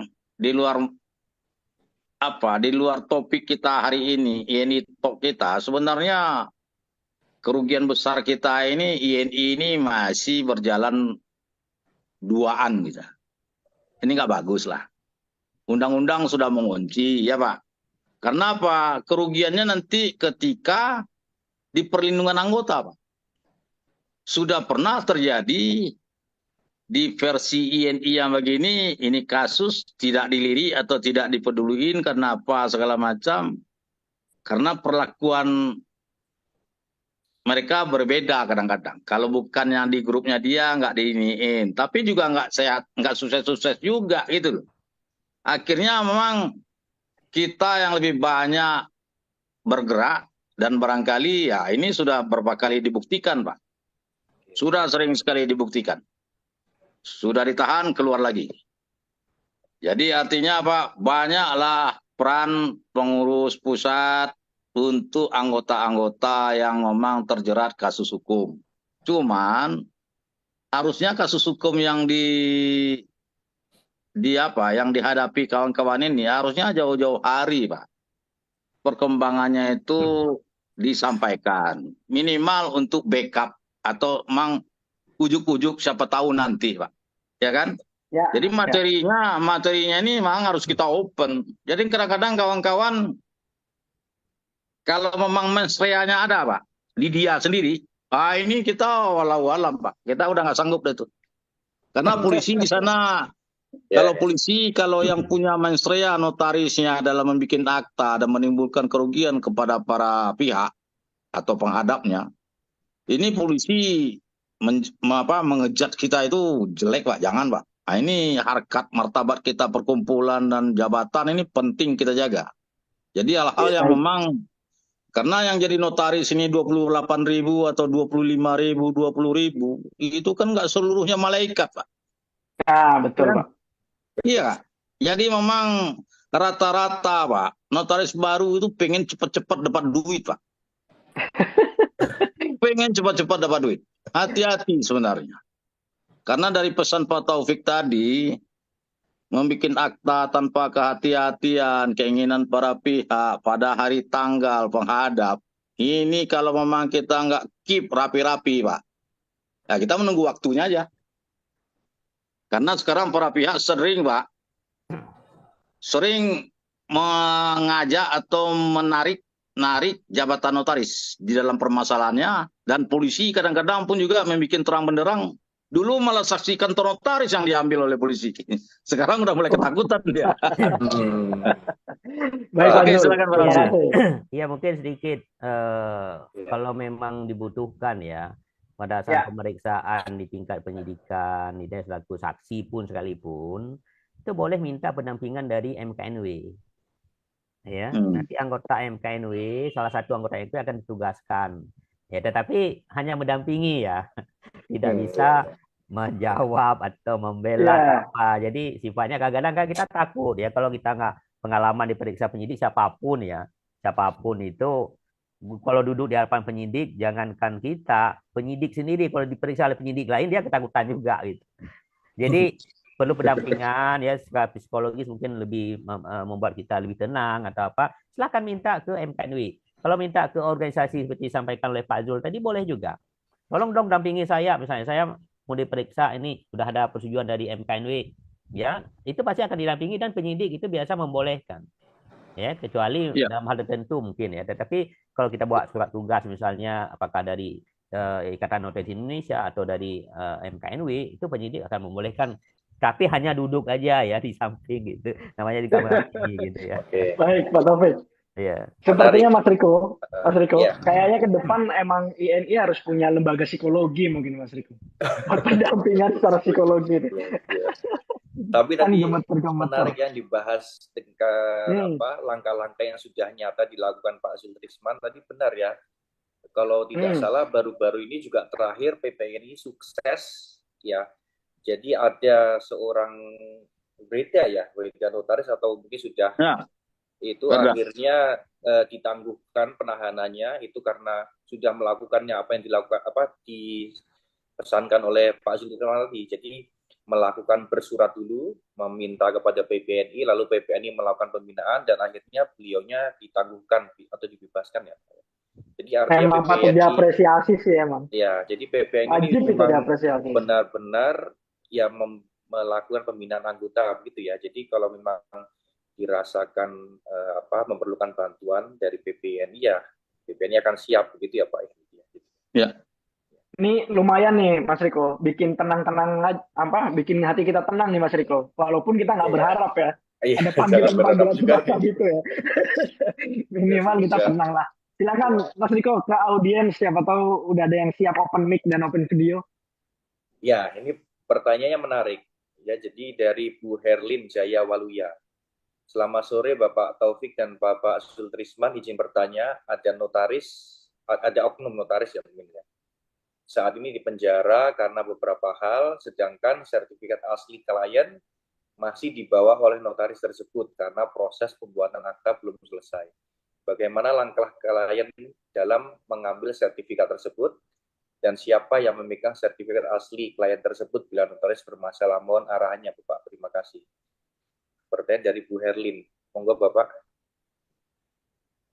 Ini akta apa yang dibuat ya sehingga sertifikat itu ada di notaris gitu ya. Kalau dalam rangka jual beli misalnya sudah tanda tangan akta jual beli AJB PPAT nih ya dalam hal PPAT, ini ya. Tentu kan PPAT, sertifikat itu kan harus diambil oleh notaris kan untuk disampaikan ke kantor pertanahan. Tetapi kalau misalnya akta notaris kan tidak ada kewajiban notaris untuk menyimpan sertifikat. Ya paling notaris melihat asli, mungkin menyimpan dokumen dalam bentuk fotokopi yang sudah disahkan sesuai aslinya oleh notaris sudah cukup sebenarnya gitu ya. Maka ini kita juga nggak tahu nih akta apa yang sedang dibuat dan proses apa sebenarnya yang sedang dilakukan. Kemudian kenapa sertifikat itu ada di tangan notaris itu? Dalam rangka apa ini? Itu. Karena itu kan akan beda-beda nanti ya penanganannya. Gitu. Atau Bu Herlin ingin bertanya ya, langsung? Coba langsung Bu Herlin, sebenarnya kasusnya kita bagaimana? Sekaligus saling berdiskusi. Silakan Bu Herlin. Mungkin ada kasus. Silakan open mic Bu Herlin. Izin Pak Ramzi. Silakan Pak Zul. Ini berarti dari pertanyaan tadi kira-kira Riko begini, pertanyaan Ibu itu. Notaris ini sedang ditahan. Ya Pak? Iya. Notaris sedang ditahan. Barangkali mungkin ada klien yang lain menghadap ke notaris atau mungkin menghadap ke Bu Herlin ini. Sertifikatnya sedang di tangan notaris yang sedang ditahan ini. Ya, kira-kira kan gitu Pak. Kira-kira nih. Nah, bagaimana caranya? Kayak gitu kira-kira tadi pertanyaannya. Siapa nanti yang akan, kalau menurut saya sih laporkan ke MPD itu. MPD nanti yang mendatangi dia ke sana. Majelis Pengawas Pembina gitu. Akan bicara dengan notarisnya. Apakah memang benar sertifikat si A, si B, si C ada di tangan ibu atau bapak? Kan kira-kira begitu. Dan kira-kira kalaupun mau diambil syaratnya apa? Kan kira-kira begitu Pak. Iya. Kalau menurut saya sih bisa ya, bisa melalui MPD bisa ya Pak. Boleh. Boleh lah Pak. Karena organ-organ kita itu Pak, itu sebenarnya namanya majelis pengawas Pak. Jadi dalam lalu lintas dokumen di kantor notaris atau yang dipegang seorang notaris, jika memang ada yang merasa perlu dan butuh, notaris yang berada di mana kan itu Pak. Sekarang ada kantor pengurus pusat Pak sering Pak, dicari oleh lawyer atau masyarakat, pemegang protokol siapa begitu Pak. Apalagi yang tadi seperti pertanyaan Bu Herlin. Ada sertifikat di tangan notaris. Notaris ini sedang ditahan. Bagaimana prosedur tata caranya? Kan kira-kira begitu pertanyaan. Kalau menurut saya sih gitu. MPD boleh sikap. Iya. Mungkin saya tambah sedikit ya yang disampaikan Pak Zul tadi. Jadi fungsi dari MPD ini sebenarnya sangat banyak. Tapi peran ini yang belum penuh dilakukan ya. Padahal fungsi-fungsi yang tadi disampaikan Pak Zul itu memang peran MPD. Misalnya ada sesuatu hal terkait dengan notaris, masyarakat boleh melapor kepada MPD. MPD boleh sewaktu-waktu memeriksa kantor notaris itu boleh. Ya, bukan hanya setahun sekali. Ya, untuk memeriksa protokol. Setiap waktu boleh. Iya, boleh. Ada alasan ya, bukan tanpa alasan. Misalnya ada laporan masyarakat, yang misalnya tadi kasus ada sertifikat yang mungkin di notarisnya mungkin sedang ditahan. boleh dia datang ke tahanan nanya dan mungkin ke kantornya untuk bertanya ke karyawan dan segala macam. Itu boleh, itu masih dalam rangka kewenangan dari majelis pengawas sebenarnya itu. Itu yang belum dijalankan Pak Zul. Iya, jadi kewenangan MPD ternyata luas ya Pak ya. Banyak yang Ya, Iya, iya. benar, benar. Banyak kewenangannya. Jadi Banyak. yang Tapi Kita belum baru tahu nih Pak maksimal. Taufik. pemeriksaan tahunan saja, tugasnya Iya. hanya memeriksa tahunan begitu. Iya, Ternyata. saya kira selama ini sesakral itu, maksudnya dalam artian, oh ini ada kasus seperti ini, sertifikat mau saya kasihin, gimana caranya ya? Oh lewat pengadilan, lagi oh lewat pengadilan. Ternyata MPD punya kewenangan itu dan kita nggak perlu pusing-pusing sampai harus mikir ke pengadilan. Kewenangan MPD maksudnya di sini dalam rangka kan mencari informasi gitu ya. Informasinya bagaimana. Tapi kalau ada sengketa ya tentunya kan bukan kewenangan MPD juga untuk menentukan kepada siapa ya sertifikat harus diserahkan gitu ya. Ada juga nanti jadi ranahnya pengadilan memang untuk menentukan gitu. Tetapi kalau segera informasi ingin tahu lebih lanjut kejelasan mengenai keberadaan sertifikat, bagaimana karena notarisnya udah nggak tahu di mana atau notisnya ditahan atau apa, itu boleh MPD memfasilitasi masyarakat untuk berhubungan dengan notaris atau kantor notaris itu. Oke. Ini pertanyaan selanjutnya ya Bang ya, kita Pak Mas Ramzi, kita berlanjut ke ada yang resen ini, Mas Aditya Perdana, silakan. Terus mana ada dia? Kok hilang? Mas Aditya Perdana. Tadi ada resen tadi. Mungkin kita call aja kok, Mas Aditya Perdana mungkin mau open mic, mungkin silakan Mas Aditya. Ya, halo Pak. Selamat sore Pak. Pak Uzul, Pak Taufik. Iya Pak. Ya, silakan. Izin Pak, mohon maaf dulu ini tidak bisa untuk on cam. Untuk pertanyaannya Pak, sebenarnya sih lebih bukan pertanyaan sih Pak, lebih sharing aja ya Pak ya. Karena kebetulan saya sendiri di pengurus wilayah di bidang perlindungan anggota. Nah, ada beberapa kejadian seperti mungkin pernah dengar itu salah satu gembong terbesar narkoba itu menyimpan akta, bukan menyimpan akta ya, menjadikan PPJB untuk dijadikan barang bukti Pak oleh pihak kepolisian, dalam hal ini sudah ke Mabes Pak.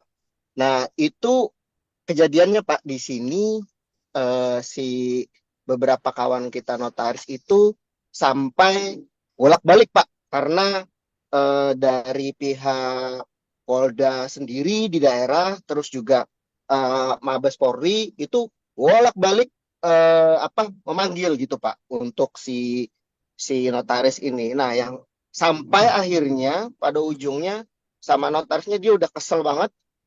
Udah Pak, walaupun kita udah MKW udah mengeluarkan status bahwa ini sudah tidak bisa untuk dipanggil, dia akhirnya mengajukan diri sendiri Pak, karena saking udah keselnya gitu untuk di kayak semacam hampir kayak diteror jadinya Pak sama penyidik. Nah itu satu. Dan yang kedua, saya sangat setuju Pak dengan idenya Pak Taufik tadi, mungkin bisa diterapkan Pak atau direkomendasikan ke seluruh pengurus wilayah dan pengurus daerah ya di seluruh Indonesia, bahwa misal untuk MKW Majelis Pengawas Wilayah itu salah satu instrumen pendukungnya yaitu Polda, terus juga untuk di daerahnya mungkin Polres gitu Pak. Itu sangat membantu Pak, saya rasa Pak, karena kebanyakan di sini kita kayak berbeda mazhab gitu Pak sama polisi. Di polisi benar-benar dia saklek dengan yang namanya pembuktian secara pidananya itu murni, formil, sedangkan kita kan di sini pembuktiannya secara material. Nah, itu yang kadang bikin bagaimana untuk menjembataninya itu sendiri, Pak. Begitu, Pak. Terima kasih. Baik, Mas Aditya ini senior saya nih, Mas Aditya ini. Dari Kalimantan Selatan ini kalau nggak salah. Saya selalu Mas Aditya. Monggo. Pak Zul dulu atau Pak Taufik dulu, silakan. Baik. Terima kasih Pak Aditya. Sebenarnya dari sharing cerita dari Pak Aditya tadi, itu gembong narkoba ya Pak.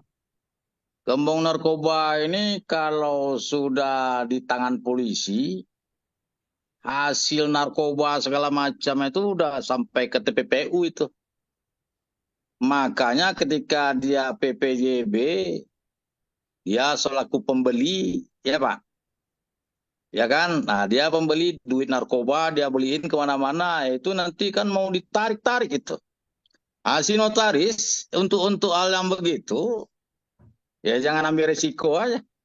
Yang penting serah terima apa segala macamnya itu, si notaris, ya apa ibaratnya ya, menjaga dirinya juga dengan pekerjaannya yang selalu berisiko. Awalnya kan mungkin si notaris nggak tahu ketika PJB dibikin oleh gembong narkoba ya Pak. Karena bisa jadi, karena apa? Sejak 2010 Undang-Undang Tindak Pidana Pencucian Uang dan yang sejak ya dana teroris 2010 14 tahun Pak. Ya pastilah banyak notaris-notaris yang kepatil-patil itu ada duit panas yang terjadi transaksi di kantornya. Ya kan? Dan kalau itu terungkap otomatis si notaris harus itikat baik aja. Kalau menurut saya sih begitu, itikat baik aja. Karena apa? Polisi membuktikan itu kan kadang-kadang nggak serta-merta juga Pak. Ini mungkin untuk PJB yang satu ada di tangan kita. Mungkin ada PJB yang lain di tangan notaris lain. Iya kan? Jadi kalau menurut saya sih wajar-wajar saja. Nah, kita sendiri yang sedang menjalankan jabatan, dengan munculnya kasus-kasus sharing yang model Pak Aditya sampaikan, ya kita harus mawas diri. Iya kan? Karena PPJB dengan uang tunai besar, ya Pak, ini kadang-kadang kita kan udah punya kewajiban lain seperti yang diminta oleh PPATK, ya kan? Jadi kewajiban-kewajiban lain Pak dalam menjaga jabatan kita ke depan ini sebenarnya sudahlah tidak mudah Pak. Sudahlah tidak gampang. Yang gampang itu sekarang lulus MKN-nya atau SK Menterinya, ya kan? Mengisi jabatan hari-harian kita bulan tahun. Amankah para masyarakat yang bertransaksi di kita atau kitanya sendiri? Nah, ini yang menjadi ujian atau ukuran nanti. Baik, Waktu Pak yang Zul. menentukan. Baik, artinya walaupun itu tadi saya nyambung juga di kolom chat, walaupun kita kan hanya tadi Pak Taufik sampaikan mendengar keterangan para pihak dulu, kita amati, baru kita tuangkan dalam bentuk akta. Artinya sedikit kita akan tetap menyinggung material gitu ya Pak ya, untuk prinsip kehati-hatian ya. Walaupun tidak secara langsung kita tanyakan ini uang dari mana, ini uang Iya. sumbernya dari mana, tapi sebagai notaris kita harus punya keresahan gitu ya Pak Zul ya. Iya, artinya memang kekhawatiran atau kehati-hatian, Pak. Jadi artinya bentuk kehati-hatian kita itu mencatat, Pak. Mungkin ada form-form tertentu yang barangkali kita tandain. Transaksi tanggal sekian, jam sekian, 20 miliar, kata. Kira-kira begitu, Pak. Silakan Baik. Pak Taufik. Saya kadang-kadang untuk yang begini-begini ini. Iya. Baik, Pak Taufik. Ya, Silakan, pertama, Pak Taufik. yang pertama begini ya, yang ditanya oleh Mas Aditya tadi ya, pertanyaannya sebenarnya apakah boleh ya notaris atas inisiatif sendiri atau kerelaan sendiri dia hadir ke penyidik itu diperiksa kan gitu ya. Jawabannya tetap tidak boleh. Ya, makanya saya tadi sampaikan ya, pasal-pasal mengenai kerahasiaan jabatan ini, pasal-pasal kewajiban untuk menjaga rahasia ini bukan untuk kepentingan notaris, tetapi untuk kepentingan masyarakat yang lebih luas. Ya, jadi notaris itu diwajibkan tidak membuka rahasia. Ya, wajib itu. Ya, makanya di pengaturannya masalah ini bukan hanya di UJN ya. Kalau kita baca misalnya KUHP, ya di KUHP itu pasal 322 itu jelas ya. Barang siapa yang dengan sengaja membuka rahasia yang wajib disimpannya karena jabatan, itu bisa dipidana kalau dibuka. Ya. Oh, artinya kalau notaris tanpa persetujuan hadir, Pak, itu bisa kena pidana berarti, Pak ya? Bisa dipidana. Iya. Orang yang memaksa notaris untuk membuka rahasia juga bisa dipidana. Ya, termasuk misalnya dalam hal penyitaan ya. Nah, misalnya di dalam KUH Perdata kan ada juga itu ya. Pasal 1909 ya BW itu ya. orang itu bisa menolak untuk menjadi saksi atas sesuatu yang dipercayakan kepadanya. Itu hak ingkar lah yang kita sebut ya, hak Ya, ingkar. hak ingkar. Sebenarnya di notaris itu bukan hanya hak ingkar, tapi juga kewajiban ingkar gitu. Kalau hak itu kan bisa digunakan, boleh tidak digunakan kalau hak gitu kan. Tapi itu ada kewajiban sebenarnya untuk tidak memenuhi eh, permintaan informasi dari siapapun, termasuk dari aparat penyidik, para penegak hukum, jika memang kita tidak punya persetujuan. Karena undang-undang sudah memberi fasilitas atau memfasilitasi melalui pasal 66 tadi. Ya, penyidik, penuntut umum atau hakim yang ingin minta keterangan notaris silahkan gunakan pasal 66 gitu. Nah, kenapa bisa timbul misalnya berkali-kali misalnya penyidik meminta ya mungkin ya. Saya ada dua kemungkinan ini. Yang kemungkinan pertama memang nggak layak diperiksa si notaris ini. Yang kedua memang ada kesalahan dari MKN dalam pemberian penolakan ini. Nggak melihat ada kebutuhan yang lebih besar. Makanya kalau saya ya, waktu saya menjadi anggota MKNW atau dulu saya ketua MPD dulu kan MPD yang menangani masalah ini Pak Zul. Ya. Itu saya selalu melihat kebutuhan terhadap membuka tabir dugaan pidana tadi. Apakah kehadiran notaris ini membantu proses penyidikan atau tidak? Kalau membantu, saya izinkan. Contoh nih gini contoh. Ya. Ada suatu transaksi ya. Kebetulan ini jual beli karena zaman masih MPD dulu, PPAT itu masih akta PPAT pun masih harus izin dari MPD dulunya karena ada MOU dulu ya meskipun di UJN-nya untuk notaris tapi kepolisian untuk akta PPAT pun minta persetujuan dari MPD.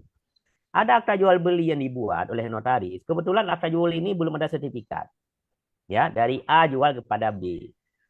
Ya. Kemudian datang si C. Si C ini melaporkan si A sudah menjual tanah miliknya. Sehingga si A dipanggil ke ke penyidik, diperiksa segala macam, ya. Notaris minta juga untuk dipanggil untuk notaris yang buat akta AJB. Pada saat kita periksa, saya temukan ada informasi yang hilang tadi atau ada informasi yang tidak tersampaikan di dalam akta jual beli. Apa informasinya?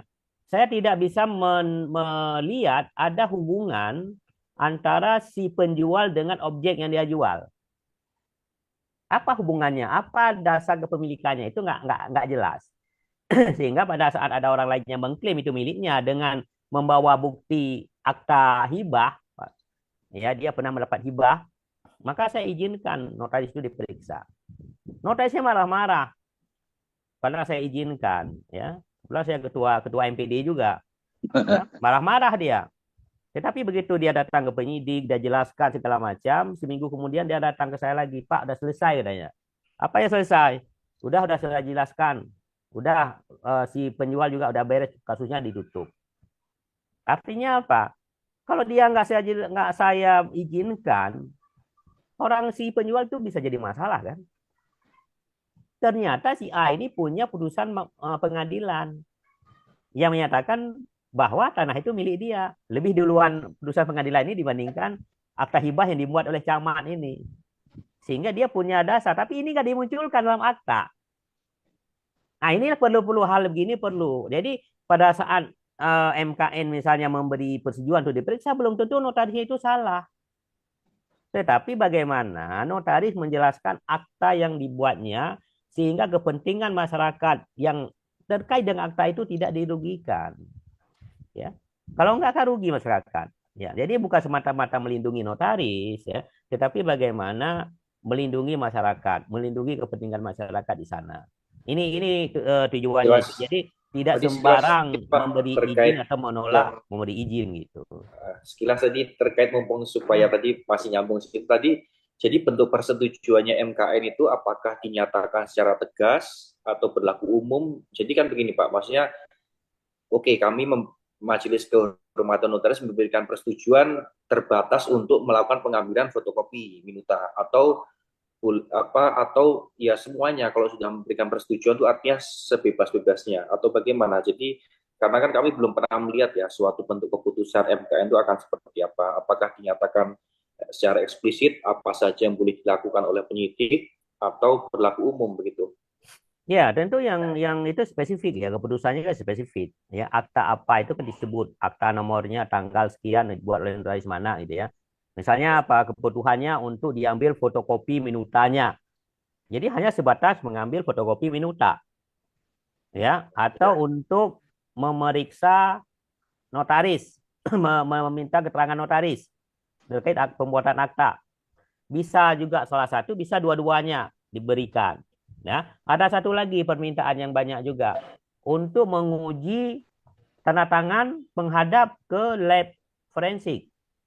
Itu ada juga. Nah, artinya ya Pak ya. Nah, ini saya jelaskan sedikit. Ini juga banyak salah kadang-kadang. Pada saat MKN memberi persetujuan untuk diuji tanda tangan, minuta akta itu tidak boleh diserahkan kepada penyidik. Oh, tetap fotokopi ya Pak ya berarti ya. Pertama fotokopi diserahkan, kemudian asli minuta itu ke lab forensik itu harus dibawa oleh si notaris sendiri. Ya, di mana labnya? Nah, kalau pada hari H tidak selesai, nggak boleh didiamkan di sana. Bawa lagi. Besok balik lagi kalau misalnya nggak selesai. Dan pada saat kita serahkan ke sana, kita sudah membuat fotokopi sesuai aslinya dulu. Ya, ini asli, ini fotokopi, kita sahkan fotokopinya. Udah. Pada saat penyerahan, kita buat berita acaranya bahwa minuta akta ini diserahkan ke lab forensik dalam rangka untuk diuji tanda tangan penghadap, misalnya. Pada saat keluar, dibuat lagi berita acara dan diperiksa lagi. Dicocokkan lagi, apakah fotokopi yang ada pada kita dengan minuta ini masih sama atau enggak. Jangan sampai nanti, pada saat keluar dari lab, tanda tangan sudah berubah. Menghilangkan tanda tangan ini kan gampang, pakai bahan kimia itu hilang tanda tangan kan, hilang titik lah, hilang satu. Nah, itu nanti diserahkan. Makanya pentingnya di copy dulu, disahkan dulu, dibuat berita acara, cocok, masuk ke lab, masuk keluar, dicocokkan lagi, buat berita acara lagi, baru diterima. Kalau berbeda jangan terima. Nah, ini ada kasus. Ini ada kasus mungkin satu di Batam. Ada penyidik menyita minuta akta notaris. Ya, menyita. Kemudian dikembalikan. Pada saat dikembalikan, notaris nggak mau terima. Alasannya apa? Saya nggak bisa jamin lagi bahwa minuta tersebut masih sesuai dengan aslinya, kata notaris. Penyidiknya kan bingung. Makanya penyidik juga harus paham. Pada saat dia menyita akta, itu kemungkinan dia dituduh merubah itu bisa jadi. Karena tidak melalui prosedur yang benar. Makanya prosedur yang benar itu harus ada persetujuan dari MKN, ya, harus dibuat fotokopi aslinya, buat berita acara, masuk ke lab forensik, ya, baru dikembalikan, diperiksa lagi, dicocokkan lagi, ada berubah atau enggak, halamannya berubah enggak, segala macam, cocokkan lagi, kalau memang enggak ada berubah, baru dibawa pulang lagi ke kantor.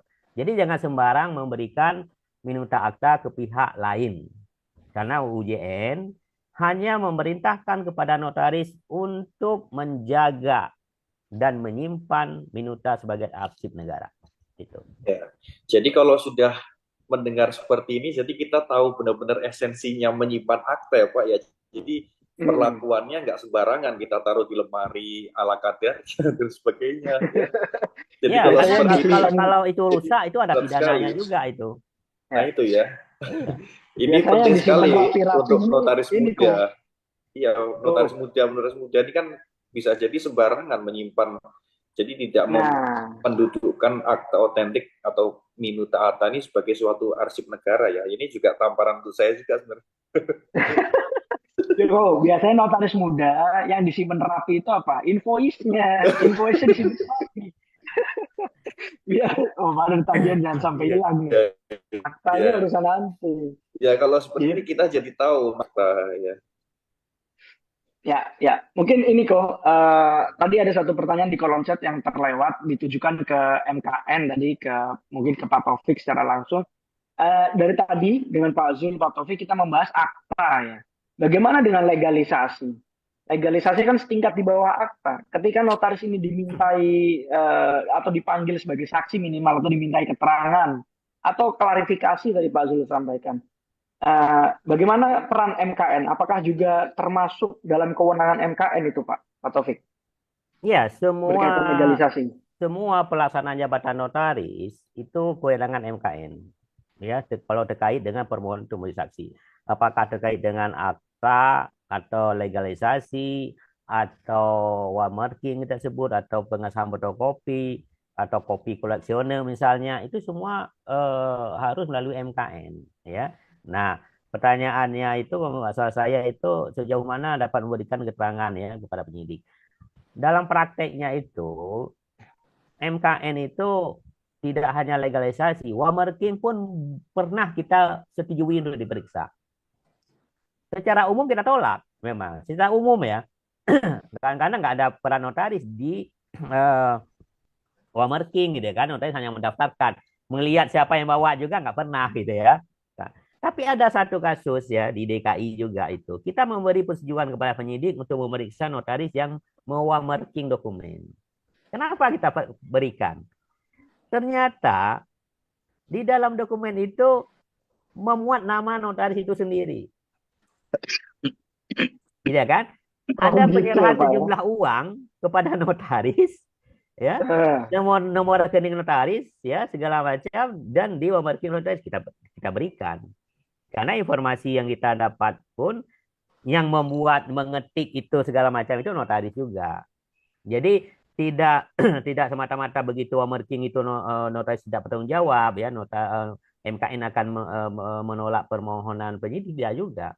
MKN akan melihat kebutuhan tadi itu ya, kebutuhan itu pada saat memang keterlibatan notaris ada di dugaan tindak pidana tadi ada, pasti akan diberikan. Karena tujuannya sebenarnya ya tujuan paling akhir itu kan untuk penegakan hukum kan, untuk ketertiban masyarakat, untuk pelindungan kepada masyarakat tujuan akhirnya. Nah, kalau legalisasi misalnya, ya ada notaris hanya melegalisasi tanpa melihat substansi dari isi dari surat. Sebenarnya nggak boleh juga. Jangankan legalisasi, wamarking pun kita harus melihat isinya. Kalau misalnya yang di wamarking ke kita adalah perjanjian jual beli narkoba, bagaimana? Makanya jangan semua yang diserahkan notaris kemudian distempel itu oleh notaris itu. Dilihat-lihat juga, dipilah-pilah juga. Ya. Malah dulu saya pengalaman pribadi ini, Pak Zul. Ya. Saya wamarking surat pengakuan hutang, Pak Zul. Iya kan? Sore-sore datang orang itu, datang Pak, tolong Pak di wamarking nih. Ya saya lihat ya biasa kita wamarking kan lihat, nggak ada yang aneh-aneh, ya udah saya wamarking. Besoknya datang orang lain bawa, Pak ini benar nggak Pak? Benar apanya? Ini orangnya tanda tangan nggak? Saya nggak tahu, cuma daftarkan. Jadi nggak benar nih. Dia tanda tangan sendiri di depan Bapak. Enggak, ini kan wamarking, saya bilang. Ini Pak digunakan surat utang ini untuk meminjam uang kepada orang lain lagi. Jadi masyarakat nggak paham, makanya sekarang saya pun kalau meskipun hanya wamarking, kalau saya lihat misalnya itu berpotensi ya dapat menghilangkan hak orang lain, ya, dapat berpotensi merugikan orang lain, itu akan saya tolak. Contoh, ya, wamarking surat kuasa jual, lebih baik kita tolak. Iya. Karena itu berpotensi pada saat itu digunakan orang nggak tahu. Oh ini ada cap notaris ya nggak usah. Yang penting ada capnya gitu ya Pak. Nah makanya hati-hati aja ya. Bukan artinya kalau kita stempel langsung kita salah, nggak juga. Tetapi kita juga harus hati-hati ya, jangan sampai notaris ini dimanfaatkan oleh orang-orang tertentu untuk memuluskan niat jahatnya ini. Ya, pengakuan hutang, kuasa jual misalnya yang di bawah tangan. Kita tahu kuasa jual bawah tangan apalagi wamarking nggak bisa dipakai kok oleh siapapun. Ya kan? Apa ada notaris yang berani menggunakan kuasa jual yang di wamarking? Enggak gitu kan. Ya lebih baik jangan didaftarkan gitu. Karena nggak ada fungsinya juga, nggak akan bisa digunakan. Tetapi dia bisa mengelabui masyarakat lain yang nggak paham. Seakan-akan begitu ada stempel notaris itu udah sah. Nah ini bahaya, ini yang juga harus kita perhatikan kita selaku kita notaris gitu. Baik. Ya, banyak menarik ya. Atau mungkin satu pertanyaan yang saya belum ini ya, singkat saja mungkin.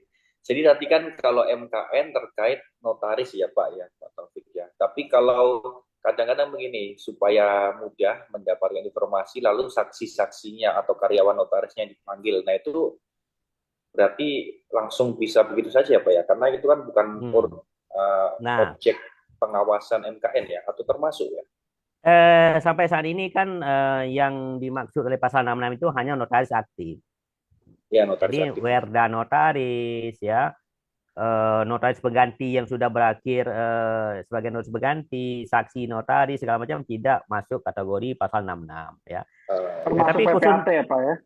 Ya, Termasuk PPAT. PPAT kan juga nggak ada lembaga ya, untuk termasuk jabatan BPAT nggak masuk. Tapi yang harus diperhatikan begini ya, kalau saksi akta dipanggil oleh penyidik, saksi akta itu hanya boleh menjawab 3 hal.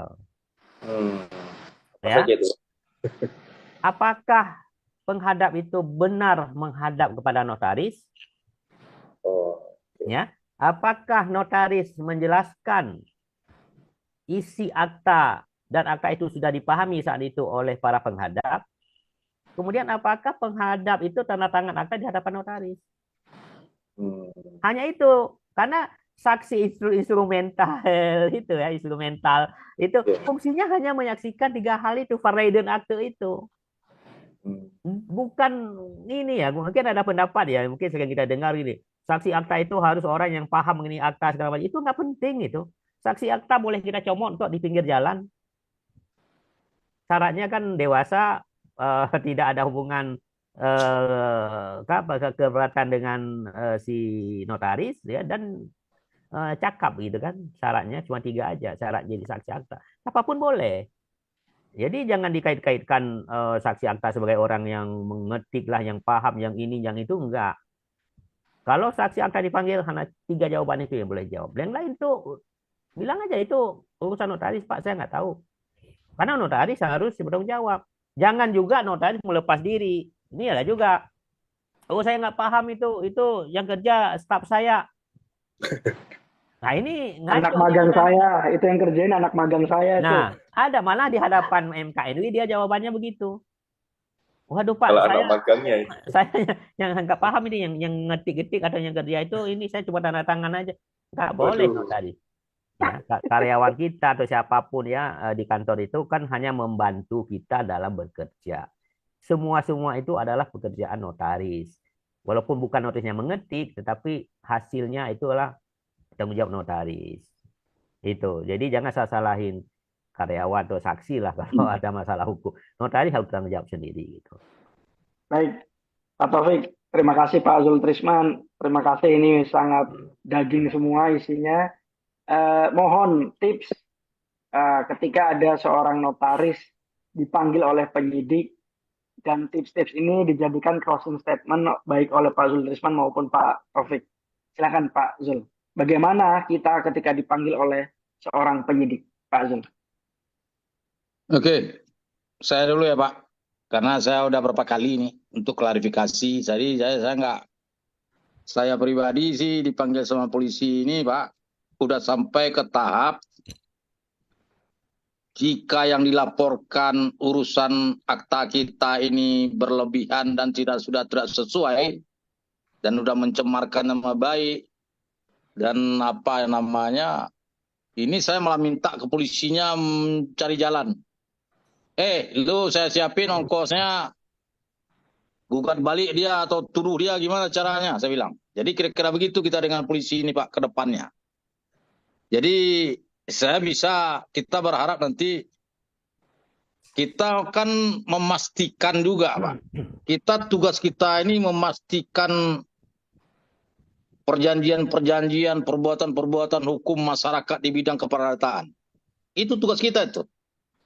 Sementara polisi pun juga memastikan juga hukum ini berjalan dengan lurus atau benar lah. Nah ini kan kadang-kadang ada Pak, kadang-kadang laporan ini Pak, kadang-kadang by order Pak.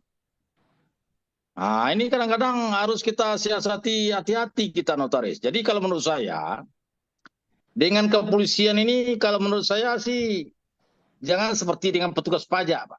dia dimitrai atau disinergikan aja, jangan dilawan. Kalau menurut saya sih polisi itu aja. Dia juga sama, dia manusia kok. Yang baik-baik itu polisi saya lihat berapa kali itu ya di Polda Metro lah. Udah jenggotan kerjanya tiap waktu sholat datang sholat, banyak tuh yang saya lihat celana udah cingkrang-cingkrang.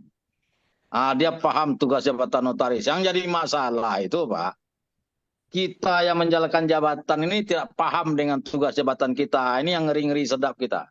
Jadi harapan saya sebenarnya kalau untuk dengan kepolisian sama saja. Kita sebenarnya apa ya? Kalau menurut saya sih polisi ini boleh kita bermitra sajalah dalam hal-hal laporan-laporan masyarakat untuk tugas jabatan kita. Karena tidak seluruh laporan masyarakat yang ke kepolisian itu benar. Nah, itu kira-kira Ramsi. Aturannya dah. Gimana kira-kira? Tidak semua laporan ke polisi, Pak. Tidak semua laporan masyarakat ke polisi yang mengatasnamakan notaris benar. Banyak yang salah kadang-kadang. Jadi kadang-kadang kita dengan datang mengklarifikasi ke polisi, ya saya minta diklarifikasi selesai urusannya. Jangan sampai ke tingkat penyidikan. Demikian Pak. Terima kasih. Baik, terima kasih. Mungkin langsung Pak Taufik, tips-tips ketika seorang notaris dipanggil oleh kepolisian, penyidik, apa yang harus kita lakukan, Pak? Ya, kalau kita mendapat panggilan ya, surat coklat ya biasa disebut gitu ya, maka kita harus mencari informasi dulu ya, langsung baca dulu dengan baik ya. Kita itu dipanggil sebagai saksi atau kita yang sebagai telapor. Ya, siapa telapor ya? Makanya tadi pentingnya ya, telapor itu kan harus dicantumkan dalam surat itu ya. Kalau kita sebagai saksi misalnya, ya kita mempersiapkan diri sebagai saksi ya. Kalau telapor ya juga kita cari apa sih yang salah sama kita, akta yang kita buat itu apa sih yang ini kan yang tidak benar, itu tidak sesuai dengan ketentuan. Misalnya itu yang harus diketahui. Yang kedua, pada saat kita dapat itu ya, apakah sebagai saksi semata atau kedudukan kita sebagai telapor misalnya karena suatu laporan dari masyarakat, maka segera kita beritahukan kepada pengurus INI. Apakah di tingkat Pemda, misalnya di tingkat wilayah gitu ya. Nggak ada masalah. Ya, beritahukan aja bahwa saya ada ini. Ya. Kalau perlu datang sana, datang ke ketua Pemda, ketua pengwilayah, kalau enggak WA aja dulu tanya bagaimana gitu ya. Gitu. Kemudian juga bisa kita koordinasi dengan MKNW. Mungkin bukan dengan lembaga MKNW, minimal dengan anggota MKNW yang berasal dari unsur notaris. Lebih baik kita beritahukan, ini saya ada panggilan nih, bagaimana gitu. Nanti biasanya ya anggota MKNW yang dari notaris ini akan memberi arahan-arahan apa-apa yang harus disiapkan. Ini kan segala macam nanti kebutuhan-kebutuhan MKNW. Mungkin akan bertanya agak lebih ini dikit ya, lebih detail dikit dibandingkan saat di pemeriksaan. Nanti kan di sana ada 3 unsur ya. Ya mungkin bisa lebih terbuka dengan anggota MKNW gitu ya. Jadi pada saat kita memang harus menghadiri pemeriksaan oleh KMU, kita udah siap itu ya, udah siap dengan apa yang harus kita sampaikan, apa yang dibutuhkan oleh MKNW gitu ya. Kalau perlu juga kita bisa juga berkoordinasi atau komunikasi dengan yang memanggil kita, penyidik yang memanggil kita. Kan biasanya ada nomor kontaknya itu. Iya. Nah, bisa juga catatannya ini dalam rangka apa ya? Kenapa saya diminta keterangan gitu ya? Saya atau kenapa ya saya sampai dilapor itu kayak kira kesalahannya apa gitu ya, di bagian mana misalnya di akta itu mungkin yang membuat merugikan si pihak ini yang merasa ada dugaan pidana. Boleh gitu ya. Tapi informal sifatnya ya. Kita boleh gitu. Nah, pada saatnya nanti tergantung MKNW ya, apakah memberi atau tidak memberi, itu kan udah kewenangan ya, bukan lagi kita ya terima aja. Apakah kalau diberikan persetujuan ya kita hadir dalam pemanggilan pemeriksaan, kalau tidak diberikan ya kita jangan hadir. Kita memberitahukan lagi ke penyidik yang memanggil, saya nggak bisa hadir karena ada surat dari MKNW yang menolak permohonan penyidik untuk saya hadir di sana gitu. Itu aja saya rasa Mas Ramdi. Jangan diam-diam di Pak Jul katakan tadi. Ya, karena dia malu, takut, atau apa dia diam aja, ya nggak mau memberitahukan orang lain, itu malah nggak bagus itu. Jadi Beresiko. sejak awal itu memang sudah kita beritahuan. Kalau memang nanti organisasi INI perlu memberi perlindungan, pendampingan segala macam, itu kan bisa diminta juga dari awal. Jangan begitu ditahan baru ribut. Ya, tiba-tiba ada notasi tahan gitu kan, ada notasi tahan. Apa salah kita juga nggak tahu ini salahnya apa, kasusnya apa. Kita belajar dari nol lagi gitu. Akhirnya kita dengar banyak ya dalam kasus ini notisnya udah di dalam. Kita dengarlah dari stafnya, dari keluarganya, ya yang menceritakan kejadiannya segala macam. Jadi nggak penuh, nggak bulat ya kita dapat sebenarnya. Itu mungkin dari saya Mas Ramji ya. Ya kita Baik. mungkin dalam pelaksanaan jabatan tadi, sebagaimana saya sampaikan tadi, tetap ada risikonya, pasti akan dipanggil sebagai saksi suatu saat, ya mudah-mudahan tidak, ya pasti berpotensi kita dijadikan sebagai tergugat. Maka pada saat kita buat akta, kita sudah siap dengan akta yang kita buat. Dengan cara apa? Kita yakin sekali dengan akta yang kita buat. Itu Mas Ramji, Mas Riko, Pak Zul. Baik, luar biasa sekali. Ya. Jadi kita harus prepare akta kita sebaik mungkin, jangan diam-diam saja. Kalau memang ada panggilan, setelah ada persetujuan kita datang untuk klarifikasi, atau nomor telepon dari penyidik itu bisa kita telepon dulu, kita tanyakan nih berkaitan dengan apa panggilan Iya. tersebut. Nah, Pak Zul juga sampaikan, hati-hati, laporan kadang berlebihan ini, dibuat-buat ini. Jadi kita harus juga mawas diri, kita harus pelajari akta yang kita buat sudah benar atau belum, dan pasti jangan panik, gitu ya Pak Taufik, Pak Zul. Ya. Mas Riko, Iya, Pak. silakan Mas Iya. Riko. Iya, banyak sekali manfaat ya dan ilmu-ilmu yang kita dapatkan ini. Jadi bahwa pentingnya menjaga rahasia jabatan. Lalu tadi juga saya ternyata baru dapat juga ya. Jadi bagaimana esensi dalam menyimpan akta itu sangat diterangkan jelas oleh Pak Taufik. Jadi ya, jadi menyimpan akta itu betul-betul sebagai suatu arsip negara yang nantinya memang tetap akan kita serahkan ya nanti apabila jabatan ini sudah kita tuntaskan begitu.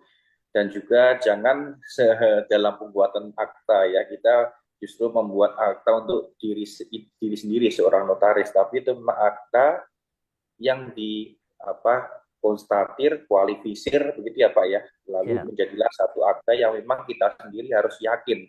Jangan sampai kita karena tergiur dengan uang begitu langsung kita sendiri nggak yakin membuat aktanya, hanya berdasarkan keinginan para pihak. Jadi kita harus betul-betul yakin akta itu kita yakini kebenarannya dan kita bisa bertanggungjawabkan, barulah nanti bisa kita lahirkan gitu ya.